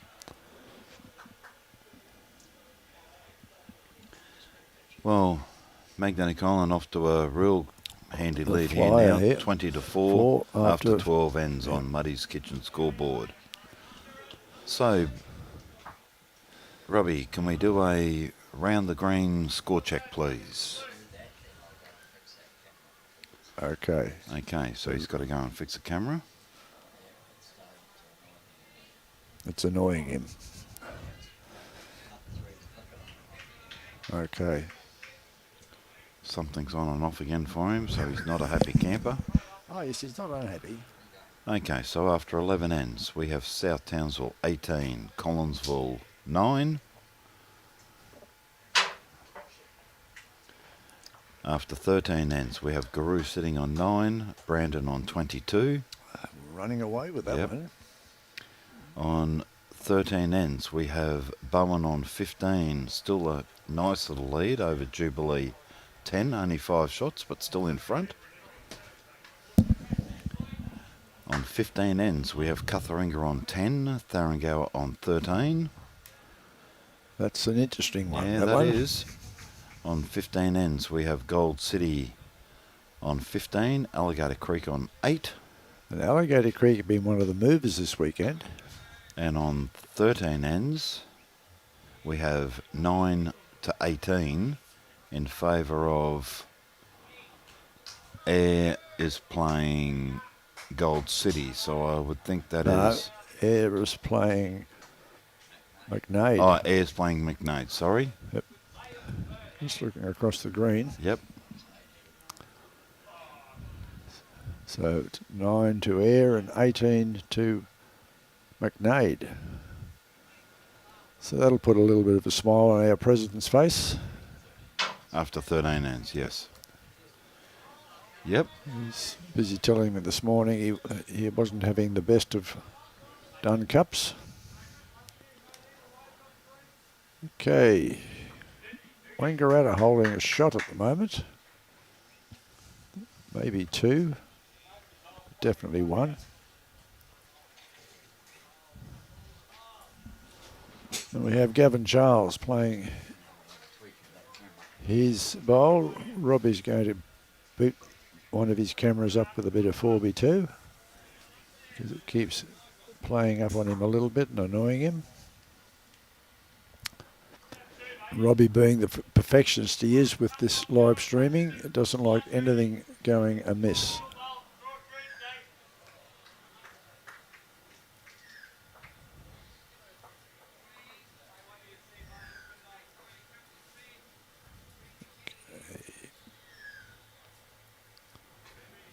I do believe that Wangaratta is still holding shot there. I would think so.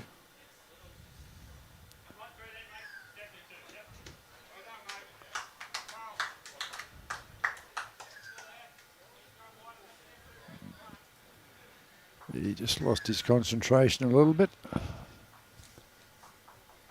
His cut his green and dropped his weight. Yep. Confirmation from Bobby Datson of Maggie Island that he is 1 down. Yep. Yeah, telling his bowler to play the forehand. Yep. No, backhand, sorry. His ball coming in. Either roll it over or just sneak under it and you've got shot. Not a problem, Warren. We're happy to give whatever information we can. From just been told by one of the Maggie Island boys that their family members in Africa, I think he said, Africa, Nairobi, are watching. Okay. Do we know who they were? No, if they're out there and listening and that, pop us a message and more than happy to say g'day to you and Have a quiet beer on your behalf. No. It'll come up if something comes in on that. Is Catharinga still going? It certainly is. That's where this is being held. They are the holders, the current holders of the Dunn Cup, which is again one of the conditions of play. The holders get to host the Dunn Cup the following year. Catharinga is still alive and going well, and my co-commentator Muddy is the president of Catharinga. Has been for 10 years, 11 years, Muddy. yeah, I've lost count. Well, next time you walk past the honour board, you better check. I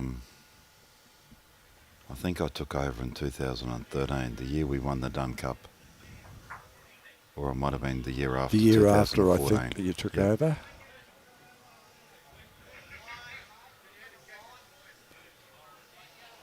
Because you took over from one of our past members. And I was your secretary. Yes, that's correct, yes.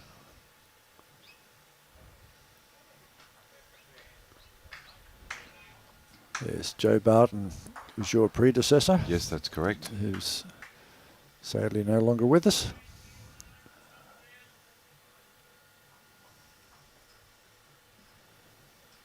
That was at a stage where the initial restructuring of the club was started at around about that time, Muddy. Yes, that's correct, yes. We tried desperately to move the club into the modern era, which started back then, and Muddy has carried it through, and with his members and volunteers has brought it to be a very successful club in the Townsville area. Very proud club. Good ball here by Bob. No, he's it's just gone underneath drifted away. Just missed the kitty.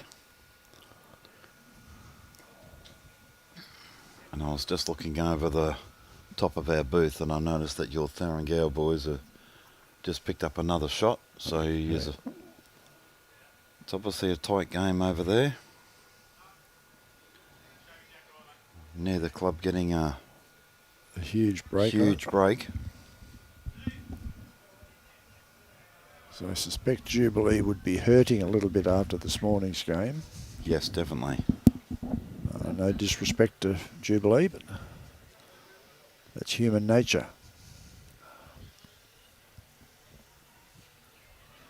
Because on paper, they were possibly the strongest side. Yeah, with the two Crivens. Yep. And Dwayne Cahill, who's Powerhouse club. Powerhouse club. They are a powerhouse club at the moment.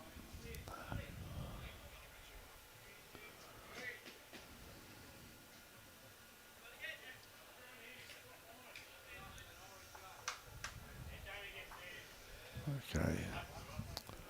Mark just dropping short there. Maggie Island picking up one shot. No, Wangaratta. Okay, I stand corrected. Yes, was Wangaratta. which moves their score to 20-5 after 13 ends. They're moving along quite well. On the Muddy's Kitchen scoreboard, you got it right, Robbie. You're all over this, mate. Yeah, I know. I can see it up on the top of the screen there. You're a legend.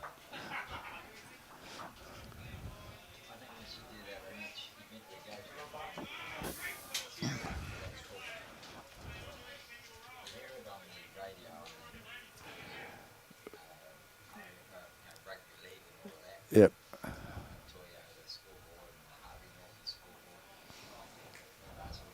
Yep. Okay. Just running It's just through. sailing on past. Yep. That's probably gone in the ditch. This is a fair length end as well. It's not ditch to ditch, but it's not far off it, I don't think. It's probably a good 3/4 length end. Maybe even a bit more, Muddy. Yep.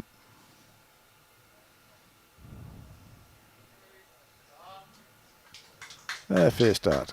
No, there it is, sitting way there on the background. He didn't lose it.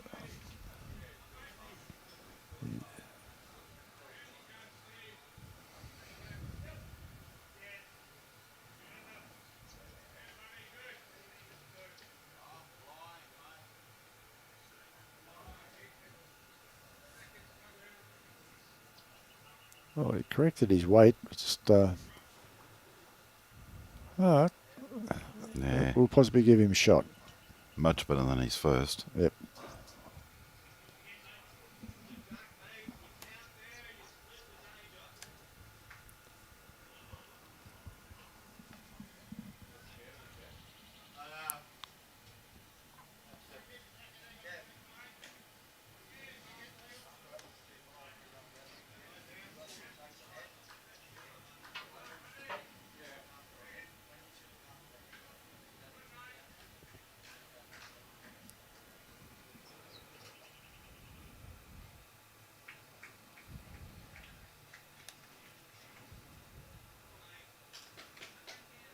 All right, so didn't finish up as bad as he thought it was Yeah, going that's to. right, yep. He'd sort of given that away. His line was perfect. Yep. Just It's a his couple of weight. feet. Yep, that's all.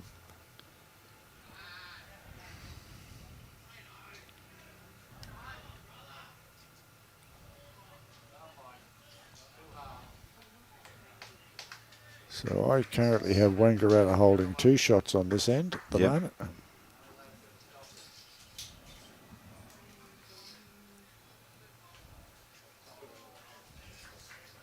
Bobby Datson picking that one up out of the ditch.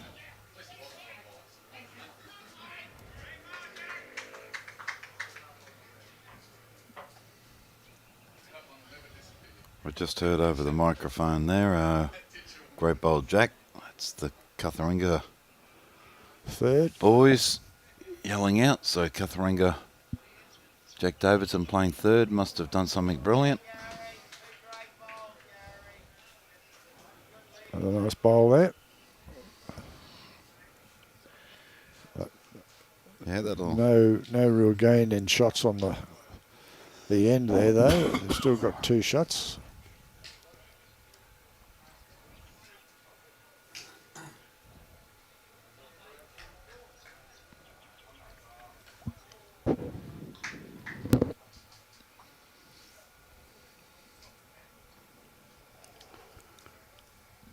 His pace wasn't too bad, just a bit tight. Just a bit tight, that's all. Yep.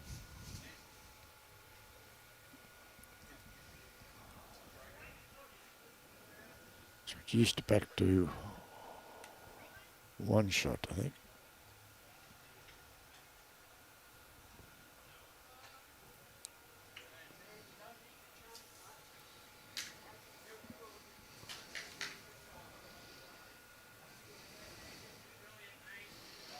Yeah, a little slide off that. It's Came in and that's a lot given him more. another one. Yep.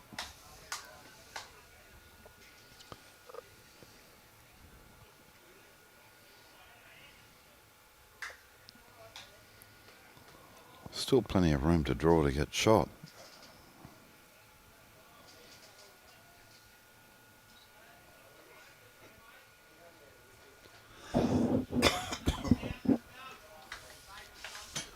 Asked him to play his forehand.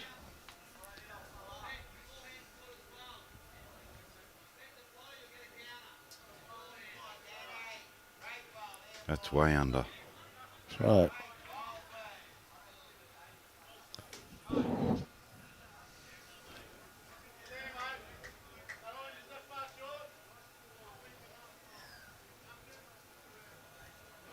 That was an indication of the mind playing games with the rest of the body. So I feel that he thought he had to go under that header fraction. He's frightened of pushing his own ball out, I think. He should sit that and just stay there, so that gives him another one. Potentially 3 shots. Well, definite 2, you'd think 3. Yep, I'd like to think it's 3.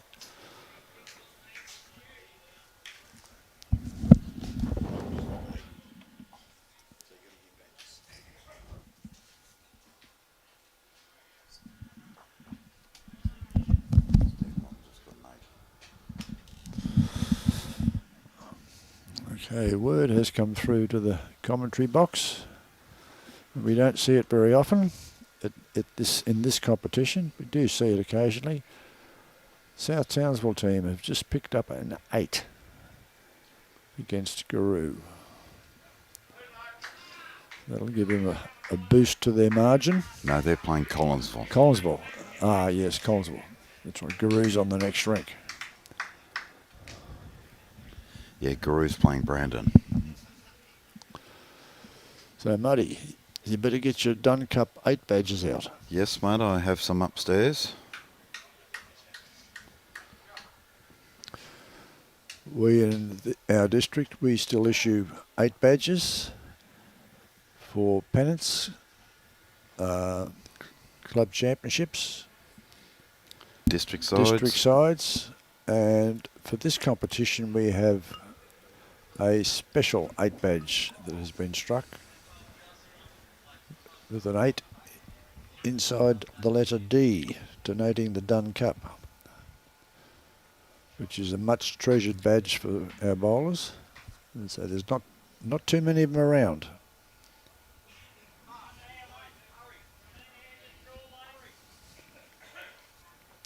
Although having said that, across our district competitions this year, we've given record numbers of 8 badges out.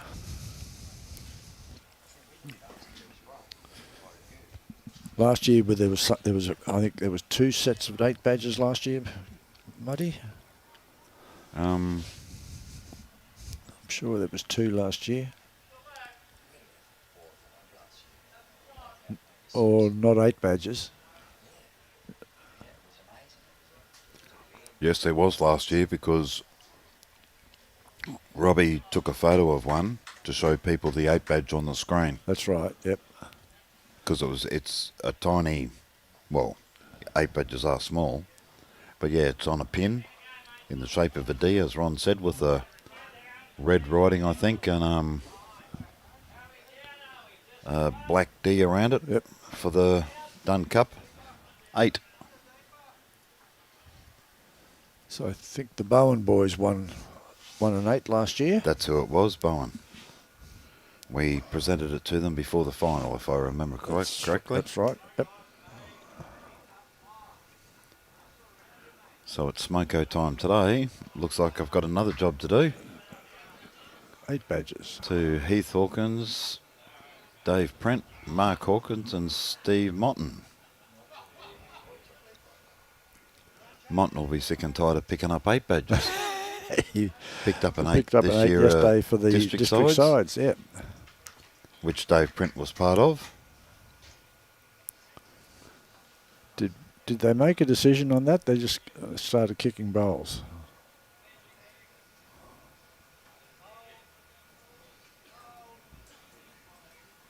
We'll have to do a check on that scoreboard, see what...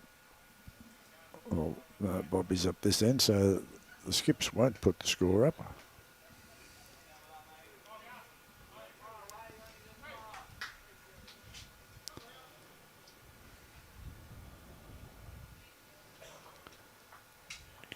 Did I see what I thought I saw then? maybe I didn't. I just imagined it. What did you think you're saying? I was sure I saw a kiddie stop with the foot, then centred. You thought you're saying what? A kiddie? The kiddie stopped with the foot Oh. and then centred. But it might have been... I don't think it was an optical illusion. So, can we do a round the green, please, Robbie? A replay of that to see if I did see it. Robbie might have thought he saw it too. A couple of interesting scores that we need to check on. That Bowden Jubilee game, and of course Cutharinga playing Tharangower. Had stopped, okay. Yep. Okay, now we'll head to Muddy's Kitchen scoreboard for an update around the grounds.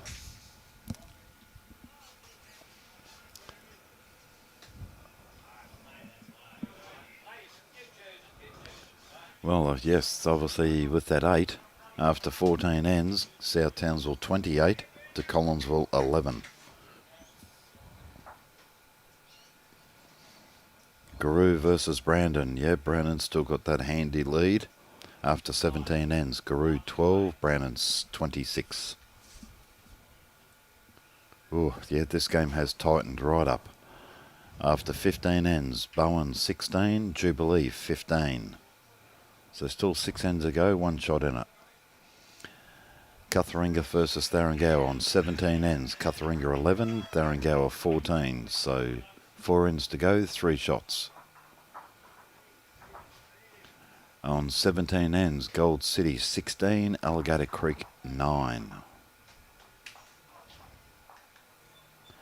And last but not least, on 15 ends, Air 9, McNade 21. So birthday boy will be happy. Jubilee's caught right back up to the Bowen boys. Again, for Jubilee to stay in the hunt, they need to beat Bowen. And then hope Bowen beats Suburban. Yep. Which can happen. Quite possible. And all those in Section 1 are probably hoping that Tharangower does do the job on Cutharinga and beat them. Yeah. Yes, Dave Prince just looking at me over there from South Townsville. With a smirk on his face. Smoke on his face, indicating that he just picked up what we call around the town moose. As in, a moose has 8 staghorns. So we call it, yep, a moose. He picked up an 8.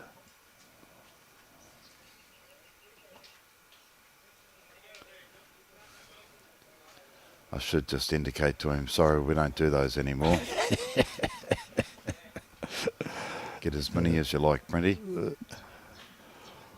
Well, we did have a case in our pennants this year, one of the divisions, where one team won 2 8s in the one game.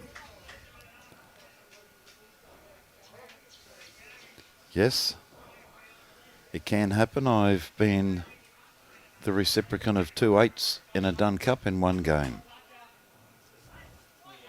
Many, many, many years ago. Down the Gold Coast, we had consecutive. We were doing the live stream somewhere. One team scored an 8. The opposition team scored an 8 the very next game, and this other one scored an 8 in the third end. It was 3 8s and 3 ends. But 2 to one side, 1 to the other. That's Great bowl. well, that's terrible bowls on both teams' part. Yeah. When you pick up an 8 and then drop an 8, you're not happy. But then to get another 8, oh, God.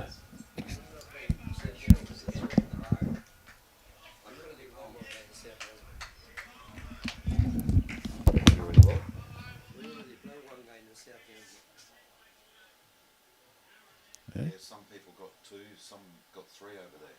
But yeah. So we've got to go there. What's that, game 8? In Nilaguru, you're on rank 8, yes. That's last game tonight. You can go over there anytime you like, but you've got to wait for Guru.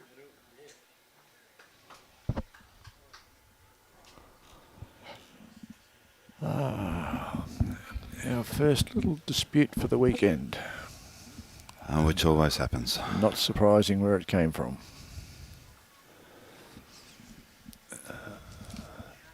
But that's the way of the draw. And That's it.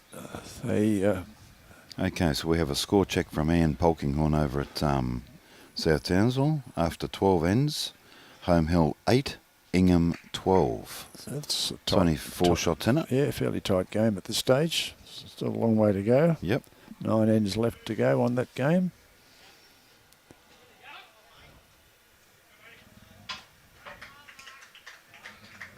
Suppose we should include South Townsville in the Muddy's Kitchen scoreboard roundup, being part of Yes. the competition. We don't want Anne to feel isolated over there. Yeah, they probably do, but it's just unfortunate we couldn't use 8 rinks here, and Yeah. 2 weeks ago we thought we had 2 rinks 2 playing rinks there, playing, so yeah. it was kind of out of our control. There would have still been the, what should I call it? A little bit of discontent. But at the end of the day, they really should be taking it back to their clubs if they've got an issue with Yep. it, They to, bring it up to at a- raise it at the AGM Yep, or a delegates or a meeting, delegates meeting. and put it in writing. Yep. Otherwise, as you and I have said, Ron, for many years, I'm not taking any interested. notice. That's right. Unless it's in writing, we're not Yep. interested in the slightest. Because what players think and what clubs think sometimes are 2 totally different things. Of course, all players are entitled to their opinion. Yep. But some of them... Great bowl Oh, here. there's a great bowl there. Big Absolute bowl. pearler. Mark Oh. Drummond. Absolute bomb from Mark.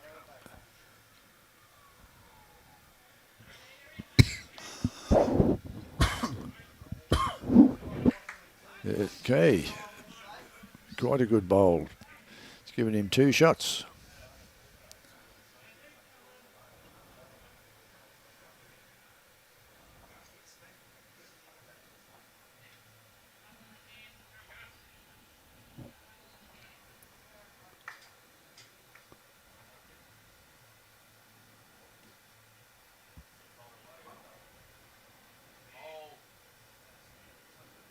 Bobby's got a fair sort of bowl here, except he's just going to duck underneath. He gave it a good shake. He put it in the right direction anyway. Yep, he certainly did.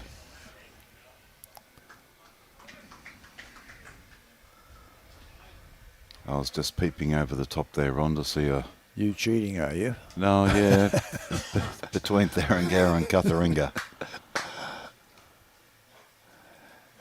Yes, Just trying to have a bow peep. You can... You have a vested interest there, Muddy. Oh, well, I do. I mean, very proud of my boys. As any president would be, their club doing a fantastic job this weekend, and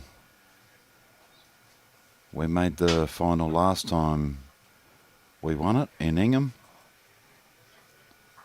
which I was lucky enough to be part of that winning team, and then I decided to sit out the year after. Although the team wanted me in it. There we go, yep. Cuthering just picked up a 2 or 3. So after 18 ends, scores 13-14. So come on, boys, keep it going. Okay, Thanks, mate. You're a Muddy's champion. update kitchen on rink 1 is Wangaratta. Did you put that 2 down? But Yep. Wangaratta just picked up a 2, so that's Yep, magnetic changing the scoreboard right now as we 20. speak.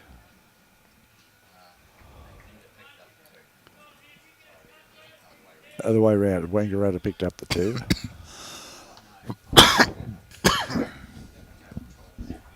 That was after 15 ends. Okay. Can you have a quick glance, make sure we have got that right score? Because I think we missed the last end, Muddy. Not this end just gone, but the previous one. Oh. Is it 28? 27? What's the actual proper score here? Oh, he's got it there. Ah, okay. Yeah. Oh, Robbie's just given it to me. No, I know. I forgot you've got a speaker. You've got a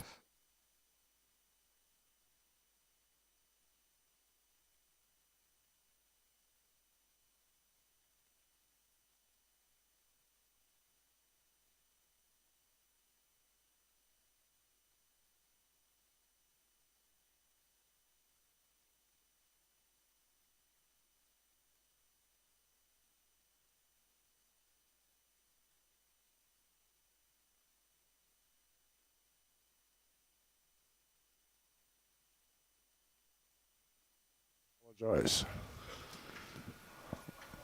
Rightio, so the boys are just leading off, and their first two were way behind. I'd say that bit of breeze the third behind them. one. You see the top of the trees that Robbie just had up the top there. Yep. There's still a bit of breeze in those trees. Those palm trees are moving around. And again, you still look in the crowd, and there's a lot of people with jackets on now. So, I went down to the camera before. Very windy down there. is it? Yep. Okay. Yeah, in the open street down that end. Yep. Yeah. So Robbie was just indicating when he went down to check his camera. The end where we're playing to right now, there's a street just on the other side of the scoreboards, so it's quite open. So the breeze is howling through there. So probably a little bit wind affected down this end.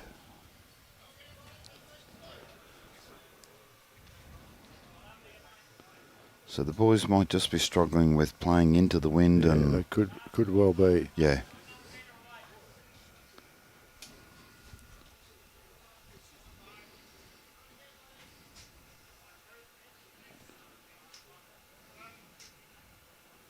Right, Magnetic Island second. He's got a good line here. Just again, I think his pace is going to kill him. Yeah, just running through. Just running through, that's all. Again, I think, as Robbie's indicated, just that breeze might be filling him a little bit down that end. Yeah, because we are protected in here. We don't. Yeah. As I said, I can't feel a breeze at all, but as I said, you see people walking past us, and you see people like up there on the top left-hand screen. Dave Whiting got a long-sleeve shirt on. Mark DiFrancisi got a jacket on. So some people obviously Feeling it. feeling it. Nice That's a bowl. That's a bit better length. The island holding one shot on the head at the moment.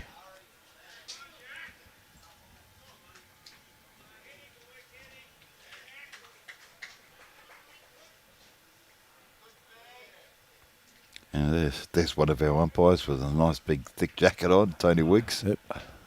Wiggsy. Again, it's still a very overcast day, so Yeah, we hopefully, had the sun out for about half an hour this morning. It was sort of trying to break through the clouds, but it soon disappeared. did you get a shower of rain in that last game yesterday? Yes, You did. yes. Heavy or just a sprinkle? No, it was more than a sprinkle. It didn't last for long, Robbie. Yep. It was only about, 10 minutes? Yeah, Robbie's shining through the crowd there. A few jackets, a few non-jackets.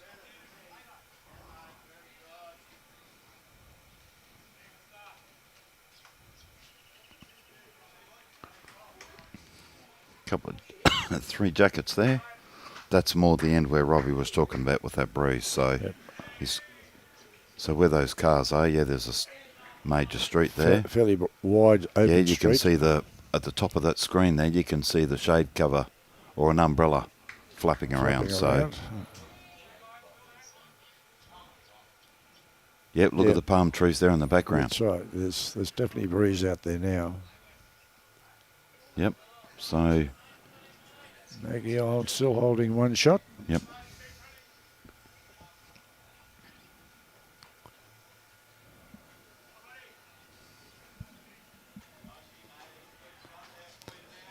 Warren Fairjones, what happened to sunny Queensland? Well, we try to share the sun around with the rest of the state occasionally. He sits this, he'll give him 2. Yeah. Marginal. I don't know. Marginal. Definitely got one. No. No. Not 2 Yeah. there. The ball there just behind Jack Hyde, that second shot. Yeah.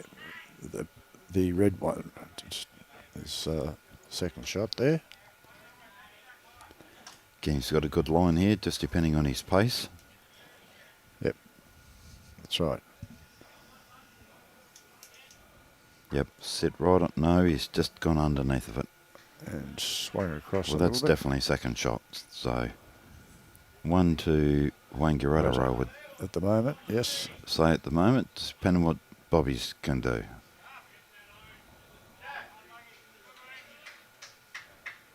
Bob's put on a jacket? Or has he had that on all the No, time? no, he's only just gone on recently. Yep.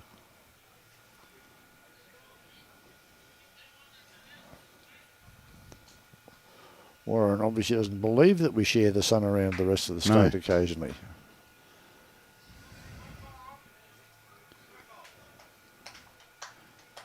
As you know, Warren, we here in Townsville, the first 3 months of this year, we didn't see the sun. And when we did, it was still a lot of cloud cover, mate. We had more rain than And record rain. you could, records. You know, roads got flooded, towns got flooded, evacuations. One of our teams, Ingham, totally underwater. It was quite devastating for people to lose everything in their homes. Businesses losing everything. We were supposed to play pennants in the Ingham area this year. Unfortunately, we had to put that off because there was no accommodation to stay at. The three clubs could have fielded us, but nowhere to stay. Bobby Datson Bob's gave just that a ducked- bit of a yeah, try. He's Bob's just gone ducked, under. ducked through the head.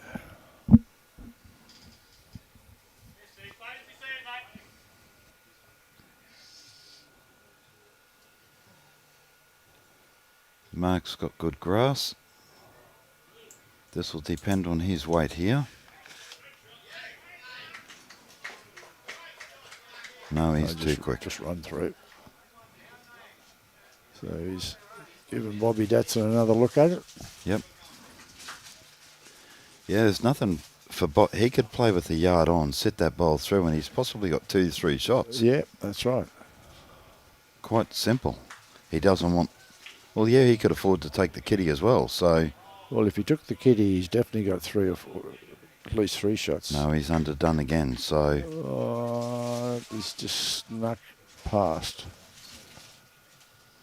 So that's one more to Wangaratta, which takes them on to 7. Magnetic Island 20 after 16 ends. On Muddy's According scoreboard. to Muddy's kitchen scoreboard. Yes, Muddy's kitchen. I'll be back up there shortly to make sure that smoko and everything is provided for the players, which my lovely girls and one of our lady bowlers, Lee Shears, has really helped out the last few days. It's good to see that a club, your members get behind you and help you out, and making cakes and bickies and slices and sausage rolls and you name it, they've really come to the party. So, as I said, Ron, this weekend, it's the amount of people I have to thank is just, it's endless. Yeah, well, these, as we've said several times over the last couple of days, these events just don't happen by themselves. And in regional areas with regional clubs, we actually don't survive without our volunteers. Oh, We just could not do it. We don't have the backing of big corporations like they do down south to give us sponsorship. Our income base is limited because we don't have huge numbers of members. Our biggest club here. oh, okay. Oh, sorry. So yeah, my boys against Tharangower, it's 14 all, and I believe that would be on 18 ends. Oh, 19. So very, very 2 ends to play. Thank you for that, Robbie. Yeah, mate, you're doing a tremendous job.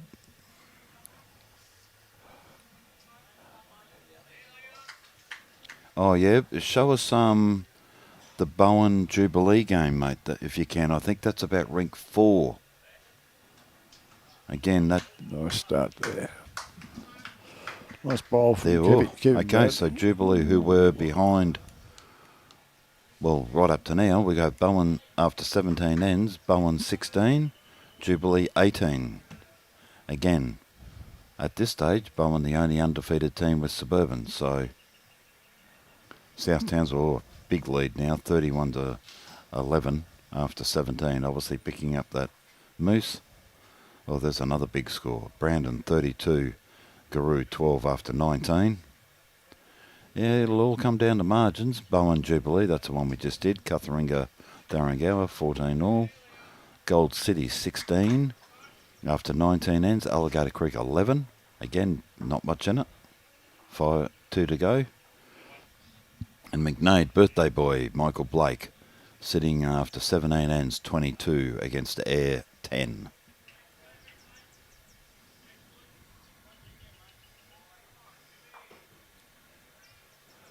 Okay, meanwhile, back on rink 1. Wangaratta holding shot with Jack High Blue Bowl. Yep. He's just about to deliver his second. If he can repeat that dose, he'll be right on it. Yep. And a very happy chappy. Notice he ducks his head a lot after he delivers his bowl.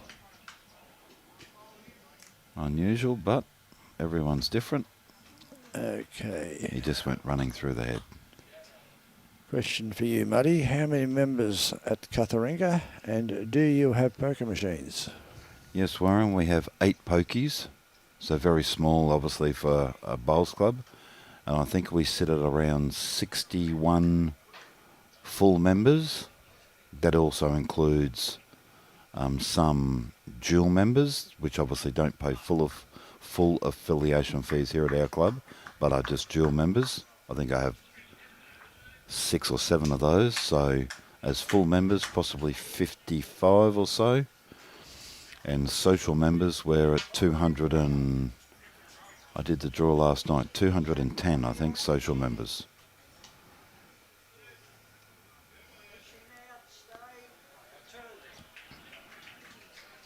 So still only a small club, mate, when it comes to member-wise. And yes, you know, you're struggling to make $1 every single week. You have to work hard for it, have volunteers. Like most clubs, unfortunately, the bigger just keep getting bigger. And us small ones, we seem to struggle and we fight hard to stay alive. Hence, you see so many clubs Australia-wide slowly closing their doors.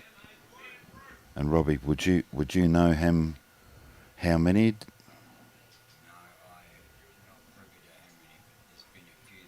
Yeah, that have closed their doors. Yeah, and it's very sad, especially clubs that are just all volunteers, but they struggle to pay rates, or if they own everything, you got rates and insurance and all those types of things. I mean, I know what we're up for here. The insurance is really hurting the small clubs. Especially in North Queensland, mate, because of the floods we've had, cyclonic. Cyclones. Our insurances are huge, and we're above that, whatever they call that line through around Rockhampton, the Equator 28 or 88 or whatever it's called. I don't know the name of it, but because we're in the tropics. You're above the tropic Yeah. Yeah. So anything above that, mate, we just pay. And the thing is, a lot of these bowls clubs are at the community hub. Some of these small towns are the community hub. Yeah. Everybody goes to them. Well, it's normally always cheaper to drink at a bowls club than it is a pub or a big club. As a rule, some of the ones down the coast are $9 something for a schooner now. Yeah. It's getting beyond a joke. Yeah, that is good, Warren. But here in Townsville, mate, in Townsville City itself, we have 5 clubs. And back in the day, like when I first started back in the 80s, each club had hundreds of members, all had 2 grass greens, just about all of us. No shade covers, no one whinged if it rained overnight and went out and played on a 10-second green the next day, because that's what we all had. But now with artificials and shade covers and roofs and all those bits and pieces that come into play, and most clubs, unfortunately, we're a dying sport. Here in the tropics, Ron, or North Queensland, we don't have a lot of juniors coming through, No, which is unfortunate. Although we're possibly healthier off for juniors this year than we have been for several years. But not all juniors are playing in the junior competitions. No. They get sort of hidden, not really hidden by their clubs, but the clubs don't treat them with perhaps the respect that they should be given. They just see them as young kids coming out and playing every now and then. Yeah. Yeah, Warren's just said my club here in Collie probably have about 40 bowling members, and we don't have pokies. The only time the club is open is when there's bowls on.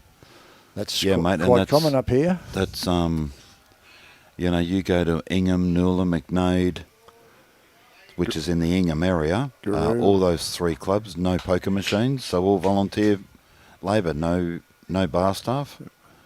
You don't need. You've still got to have your RSAs, whether you're a volunteer or a paid staff member. But you don't have to have anyone on site with an RSG for gaming.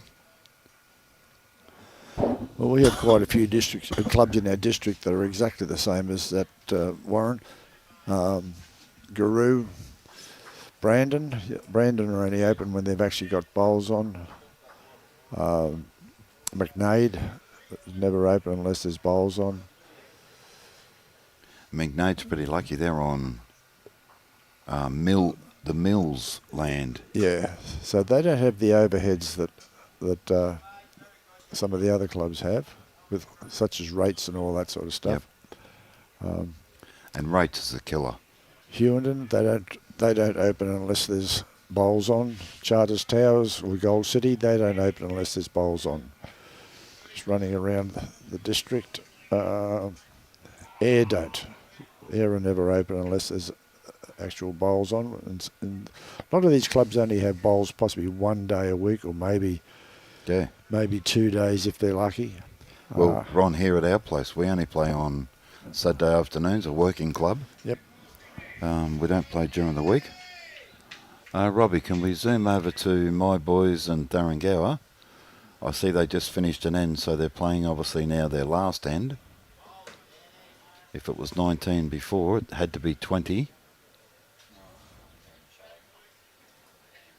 That's all right, mate. You're doing a fantastic job with your...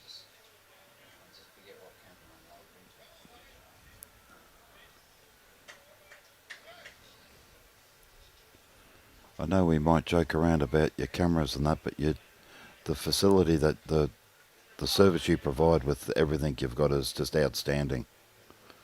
Anyone ever looking to live stream a big tournament or a money carnival, you should contact these guys and get them to come and do it. I believe, it's great for our town. You get a lot of people who can't travel because of either sickness or health or whatever.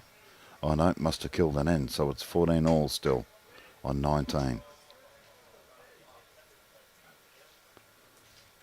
And I would say there might be a few dead ends in that game, Ron, if it's if it's that close. If it gets tight, they'll be both... Both Mark Edwards and Fergie Watson. both reasonably conservative skips. Although Mark can open his shoulders from time to time. Fergie can too, if things get desperate. Meanwhile, second on for Maggie, Rick he's played one, we have good bowl here. He's added to the count, the holding three shots. On One of Rick our one, we Cuthering have Magnetic Island 21, WANGARATTA 8 after 17 ends. So there's 4 ends to go. And Robbie, can we do a score check on rink 4, the Jubilee Bowden game? Excuse me. I just cannot get rid of this cough. They've just... I just see Ooh. Bowen's just won that end with one finger. So he's changing it now. So 19 ends. Bowen 19, Jubilee 18. Again, 2 to go. 1 shot in it. Very, very tight game. And that was Maggie Island just adding to the count here. Could be four. I would Definitely say three that's shots. Could be 4 shots there. I'd say that's a counter.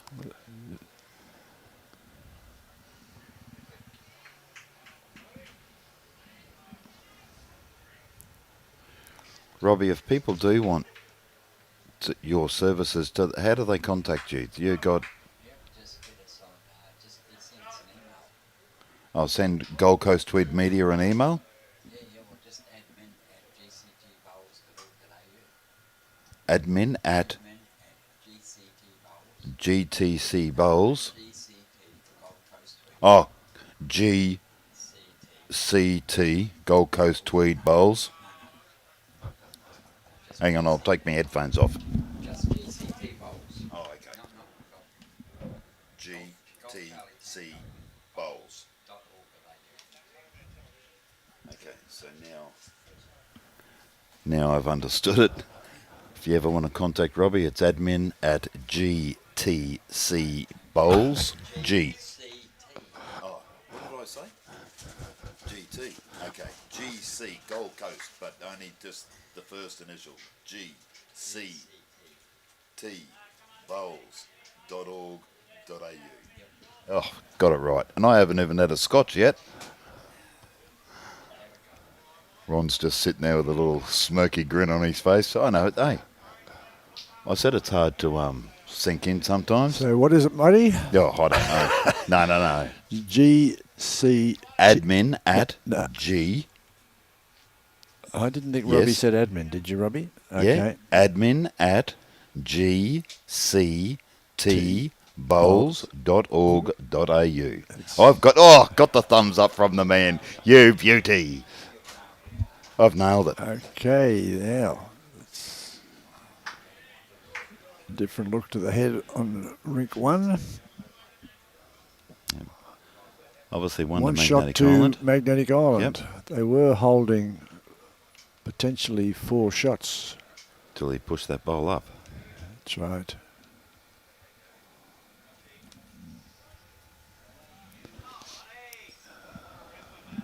Warren, no, the council does not own the clubs here. So most clubs either own their land or they lease them from the council. I know here at Cutharinga we own our land. I think the only club that has a council lease for the land is Jubilee. Although I think South Townsville have a lease on part of their land. Yes, that's right, yeah, part of their land But every other club is owned. owned by the clubs. Yep.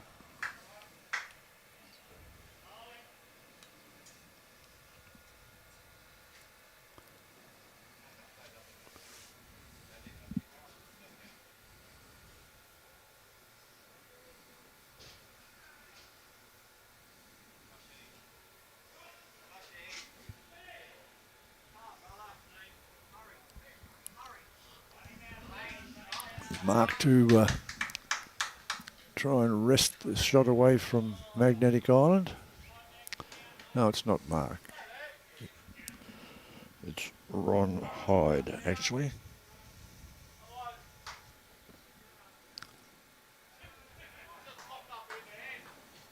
Unlucky, buddy. Well, that's definitely mixed it up. Yep. Still one Still to one Magnetic down. Island.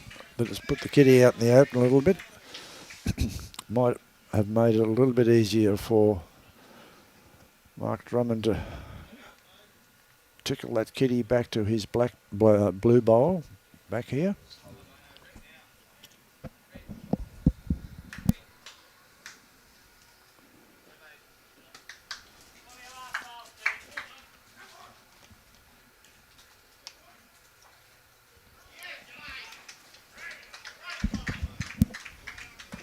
It's all happening That over was- there on our rink, that was Ron. A Fergie. Must have been No, that was Mark Edwards has just played something. played and something, and Fergie's still got a bowl in his hand and he's walking down to the head to have a discussion with Kenny Day. I look out the greenkeeper's shed here and I can zoom in. I heard Sean Anderson's voice. Yep. Great bowl. So It's amazing you can still hear people over those microphones when you've got them on, and him being one of them. well, he has a loud voice at the best of times. So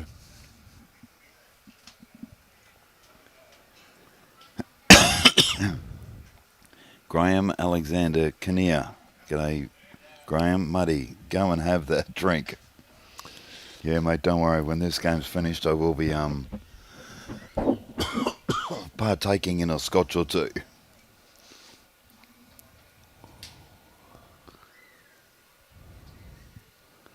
Bobby Datson with a fair sort of bowl here if he reaches. He's just going to be his ducked conduct under. across. He's given it his all. Still 19-18 on 19. Joss has just got, yep, 19-18 on 19. Fergie is playing his bowl over there as we speak. He's just about to deliver it, so I can't tell you what's happened over there. He's let it go and it's got some weight behind it, so he must be down.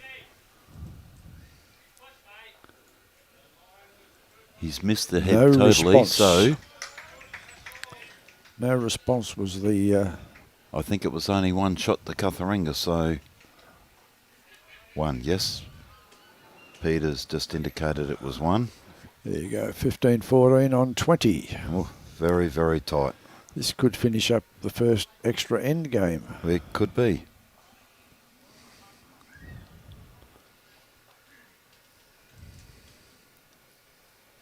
I'm sure we'll hear some yelling from the spectators.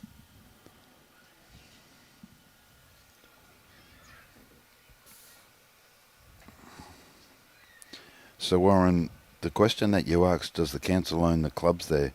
Does the council own your land, do they? You just lease it from the council, or do you own your own land?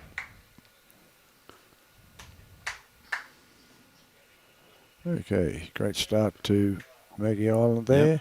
who It's are probably only a currently foot and a half behind the kitty. 22-8 after 18 ends, so they've got 3 ends to go.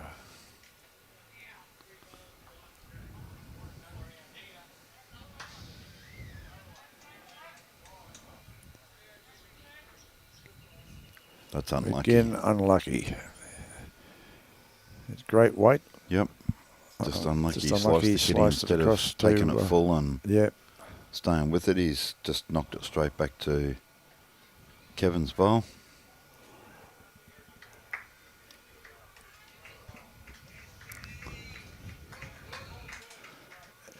yeah, fair bowl there from Kevin. A couple of feet behind, maybe a foot behind the kitty, up off to the side.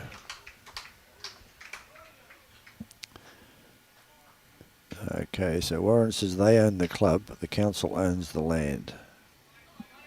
Okay.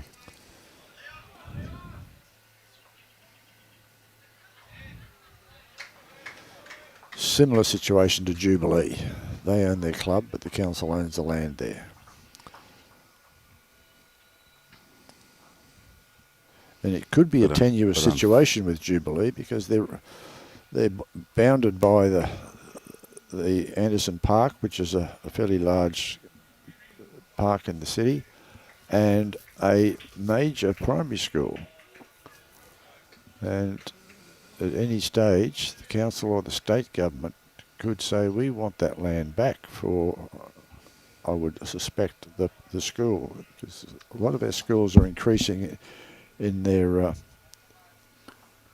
numbers of pupils in our city now. We're still very much a growing city. Our population increases marginally every year. Oh, Okay. you played that with a bit of aggression. Yes.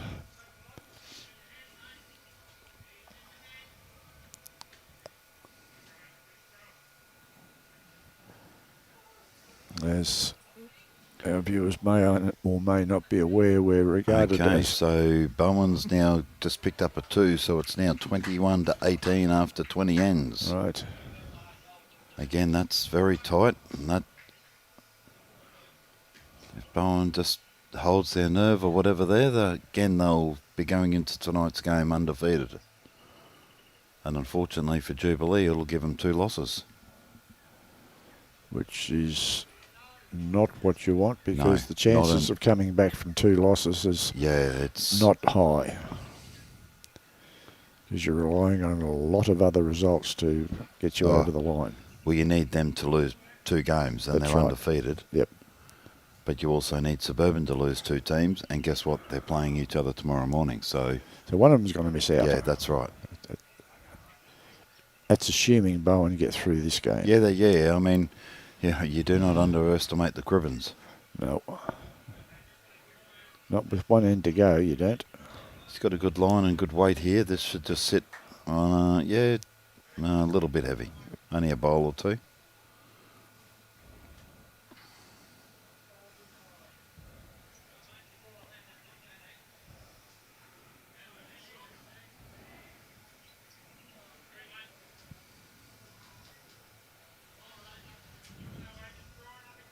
Mark trying to be very specific on what he wanted there. Yep. Oh, that's got to be tight, I think. Even though he's got weight on it, this will cut straight across the head. Yep. Yeah, I suspect there are some similarities with regard to our clubs, Warren. One of the things that we have here in Townsville, it's known as Garrison City because we have a huge army base here, an Air Force base, and they're both being expanded at the moment, and the numbers of, well, the population is looking at a fairly substantial increase through those 2 bodies. We have a lot of private secondary schools, a lot of Catholic colleges. Sadly, it doesn't equate to an increase in numbers in our clubs. With Maggie Island just playing that last bowl, he set the WANGARATTA out there, probably 3, maybe even 4 down at the moment. Be. 3 down for sure, I would think. Yep. Oh, and unfortunately, he's played this way too wide, I think. Unless he comes right over. No. Yep, I can see Bobby pushing his fingers up 3, holding 3. Again, this will take him out to a good lead. Already got a 14-shot margin. I'm thinking our lights will come in a lot earlier today, Ron. I would think so. They were on. Well, they came on pretty much at the end of the second game yesterday. Yep. But they were definitely on before anybody started the last game. Yeah, we might. And a couple of ours are still the old halogen lights. Yep. Yeah, so, I noticed that last night. Yeah. So Bob would be looking to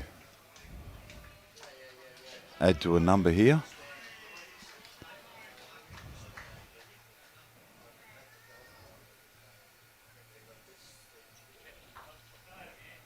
Which he may have done. It's flopped over, so that one may go into the count. Yep, Mark needs something here. His line's very good, but just depends on his weight. Cut across again. Yeah. He may cut some out. Well, that's probably finished Jack Eye. Yeah. And if not shot, maybe second shot? No. This could be 1, maybe 2 to Maggie is indicated, so it's definitely cut some out. Yep.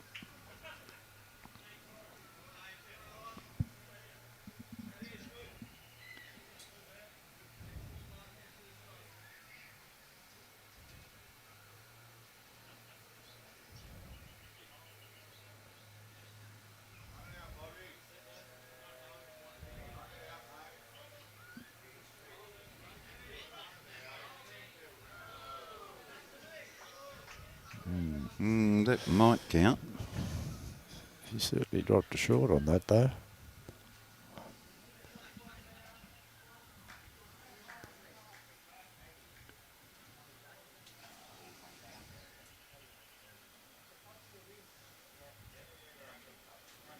Okay, Warren. The only thing we have is coal mines around the town, but years ago the population wasn't big, but in the sporting fields was very big. Okay, possibly because of the mines with younger workers.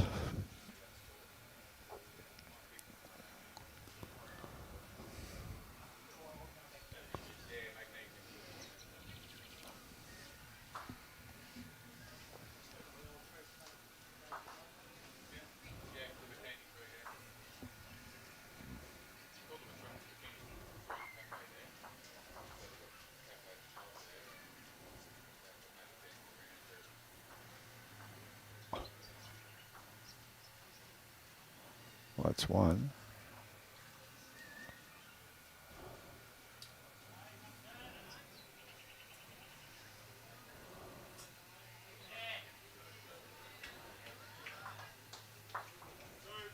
Two. So two to Two to Magnetic Island. Magnetic Island. Takes them to 24. Wangaratta 8 after 19 ends.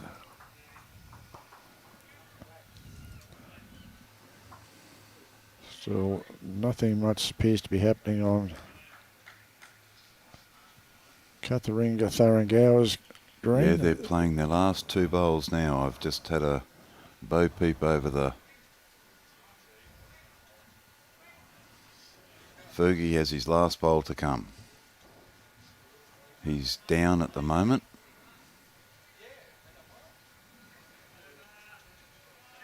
He's two down at the head, I can see.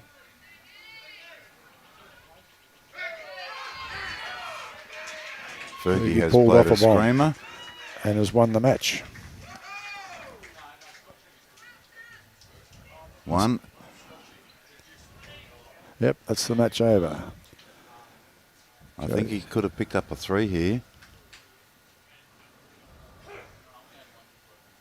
Right, Wangaratta's first lead bowl.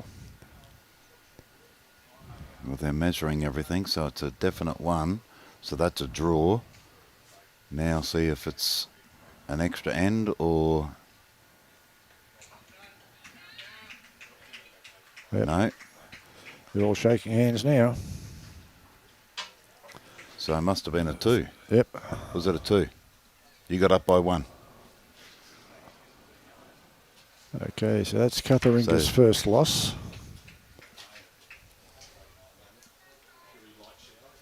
Oh, was there?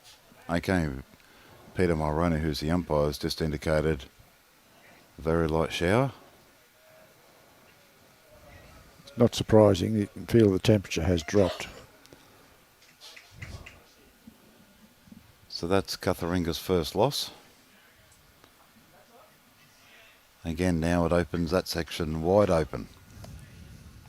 Okay, Warren has told us in Collie there were 5 baseball clubs, all with juniors, and his club assumed that, his club, the Yep, bowling has club, 3 had 3 greens.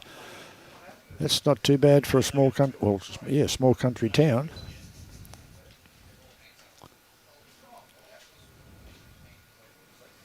Okay, so if Mark was to move a little bit, we could see where that bowl of Wangaratta's Jubilee Magnetic Island is.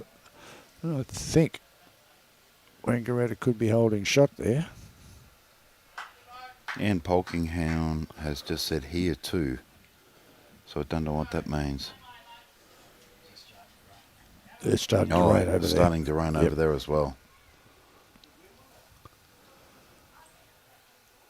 Well, I hate to say it, Muddy, but it wouldn't be a Dunn Cup unless we we had get rain rain at all some the time. stage. It just seems to be a thing about the Dunn Cup weekend.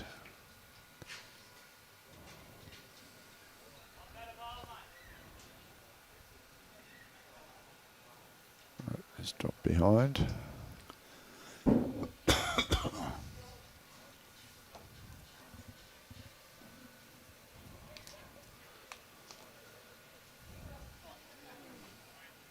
Right.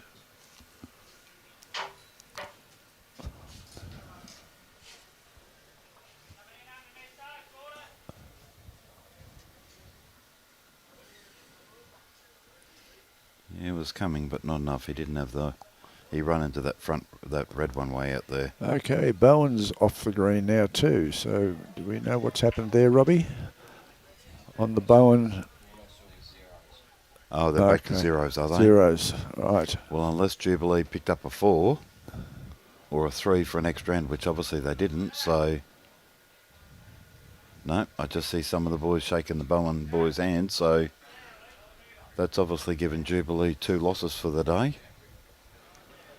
Front runners overnight to 2 losses today, so unfortunate for them.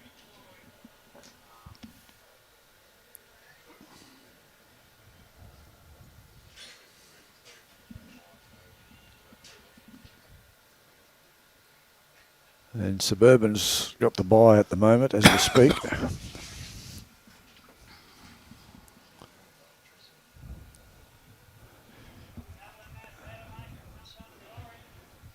Yeah, if you can.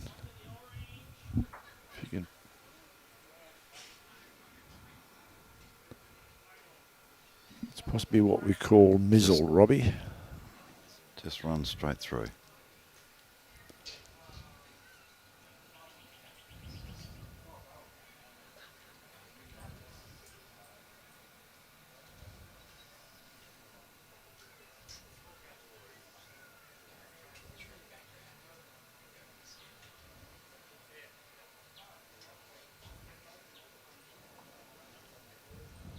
Yeah. Well, The heads are starting something's to happened spread. here because there's nothing Nothing within with the 3 Bulls feet. raw. No. There's been a sudden change of.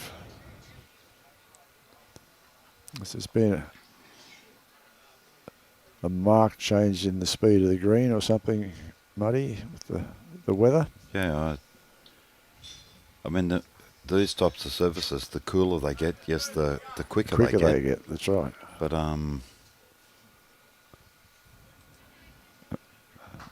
there's a nice bowl here. This is the shot. That's the shot. Yep. Bob's only showing that he's 1 down. I would have thought the bowl almost over there at 3 o'clock is second shot, but obviously this red one behind the shot must be second shot. Yep, I'd say so. Where it's deceiving to look at the angles.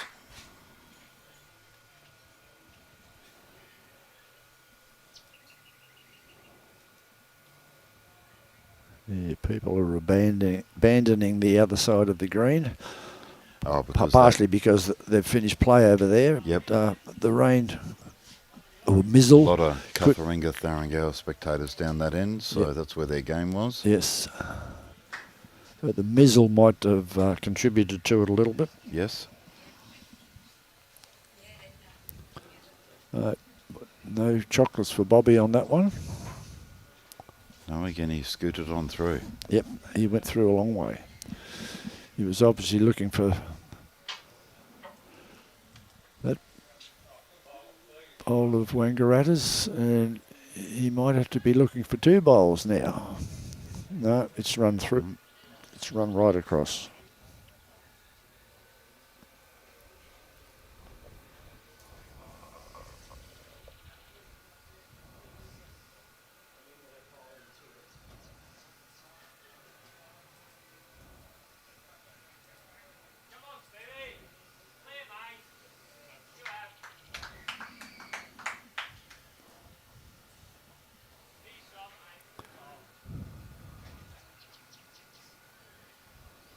Still 1 to Wangaratta. I'd say so. I see Bob just shaking his head. He wasn't happy with that. No. Didn't go where he wanted it to go. This is on the line. Needs to It's just gonna pull up. Cut away. No, he's gone to... Oh, that might be a count. That might be the shot.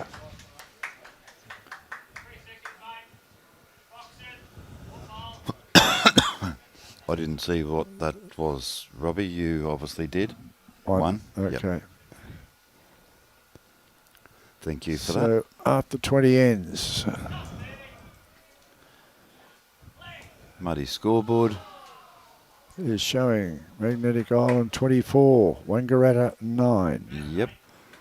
Final end of this round. And there's only 1 other game still in progress. That's next door. South Townsville. South and Townsville, Collinsville. Collinsville. Yes, all the others are finished down there. You can't see anyone left on the green. No.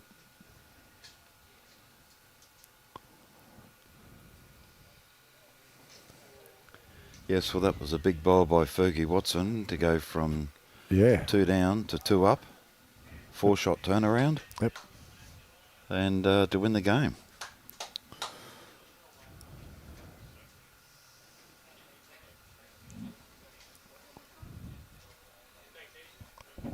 Oh, Oh, Kevy, you're well underdone here. Yes, he's dropped off the last couple of ends. Yes. Shane Span has just asked me, who does Bowen and Suburban play next? Mate, I will get the draw up for you on my phone and I will let you know. Have Bowen had their bye yet? Yes, Bowen's had their bye. They had it yesterday, Okay. last night.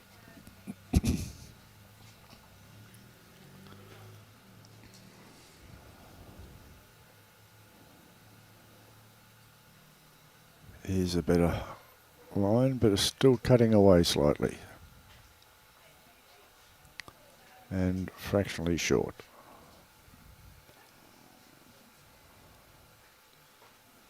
I haven't ignored you, Spanny. I'm we're just getting the trying to information find the for you, email, mate, Spanny. so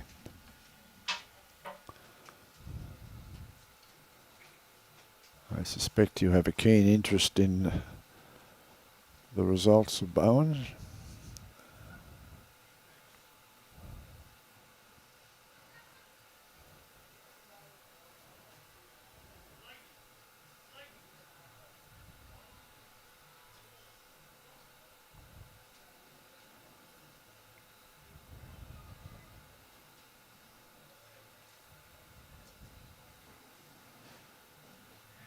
Just the weight on this bowl, just overcooked at a fraction.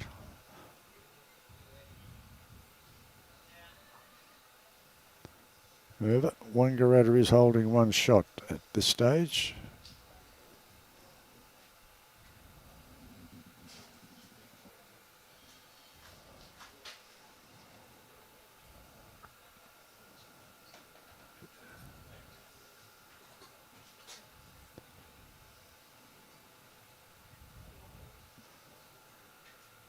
That may or may not be the second shot.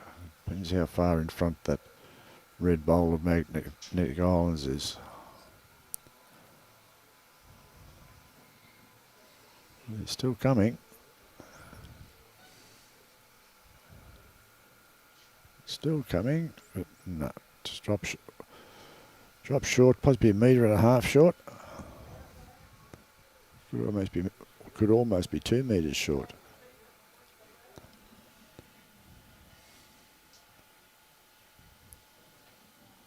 Yes, they will be very important games for both.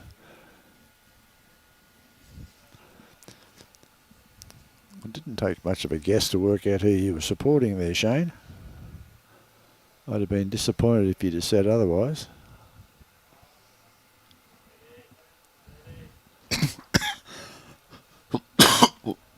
And the Bowen boys possibly would never have spoken to you again.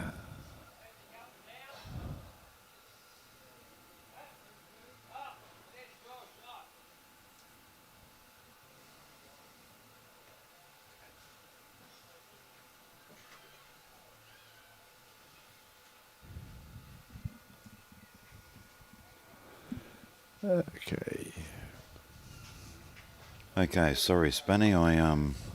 I finally found the email. So team 1.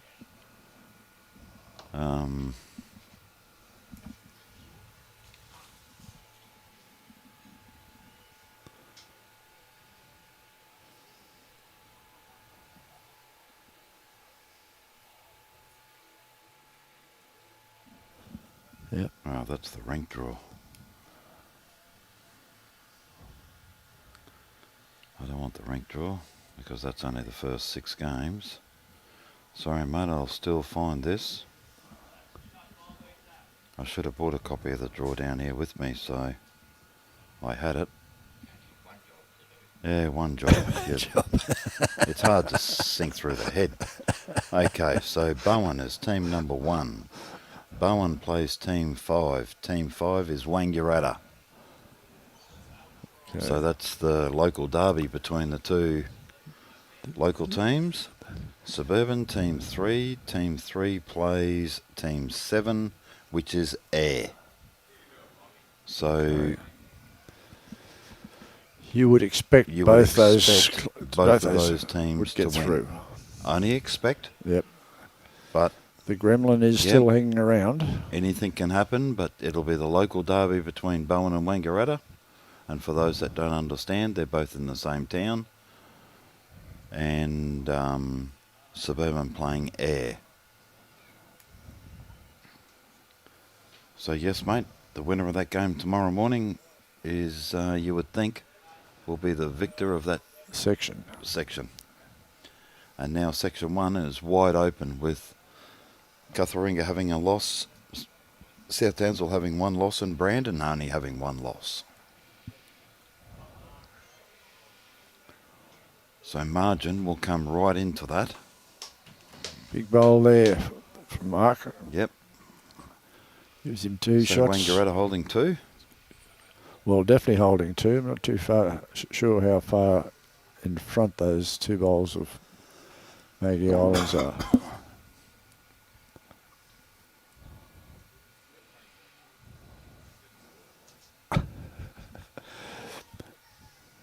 No, Bob, you're underdone here, champ.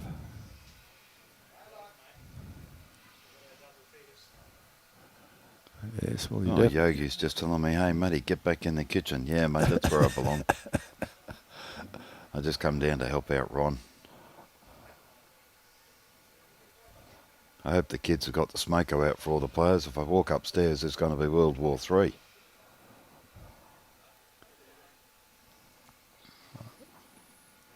There you go, mate. I hope a that missed everything's opportunity okay. by Mark Drummond. Yep.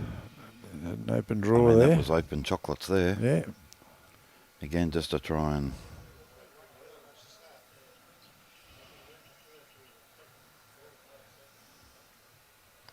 Yeah, that's dead right, Spanny.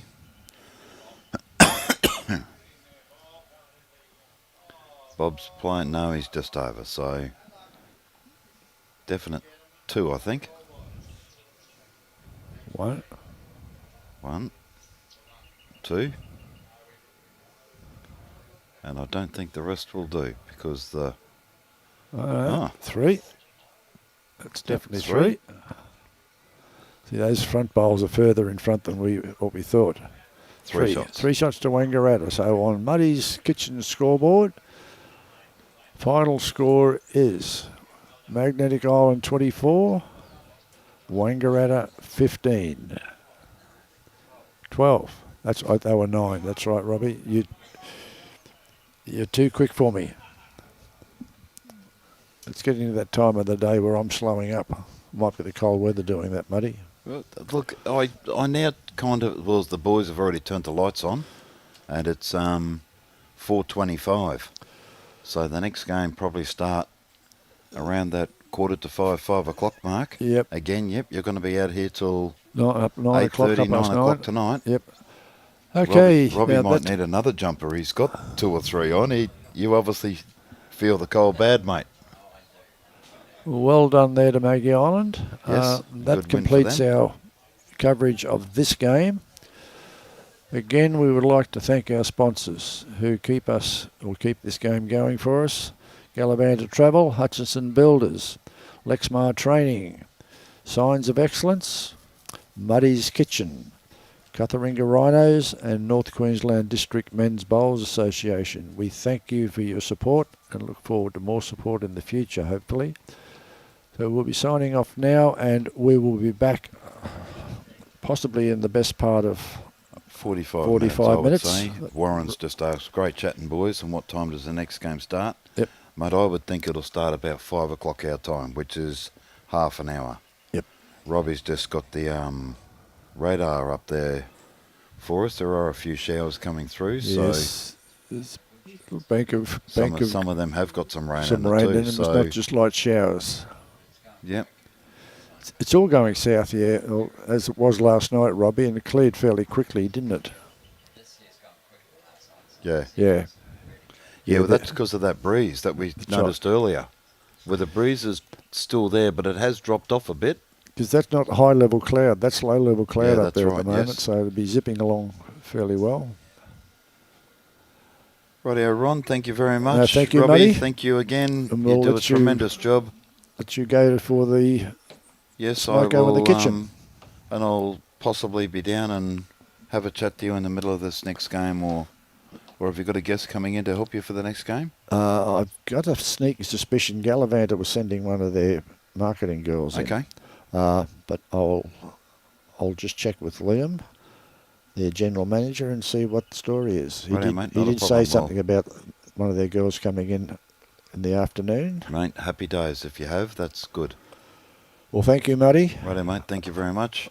Go and console your boys. Yeah, they'll be feeling down. Thanks, Okay, mate. thank you. See yous.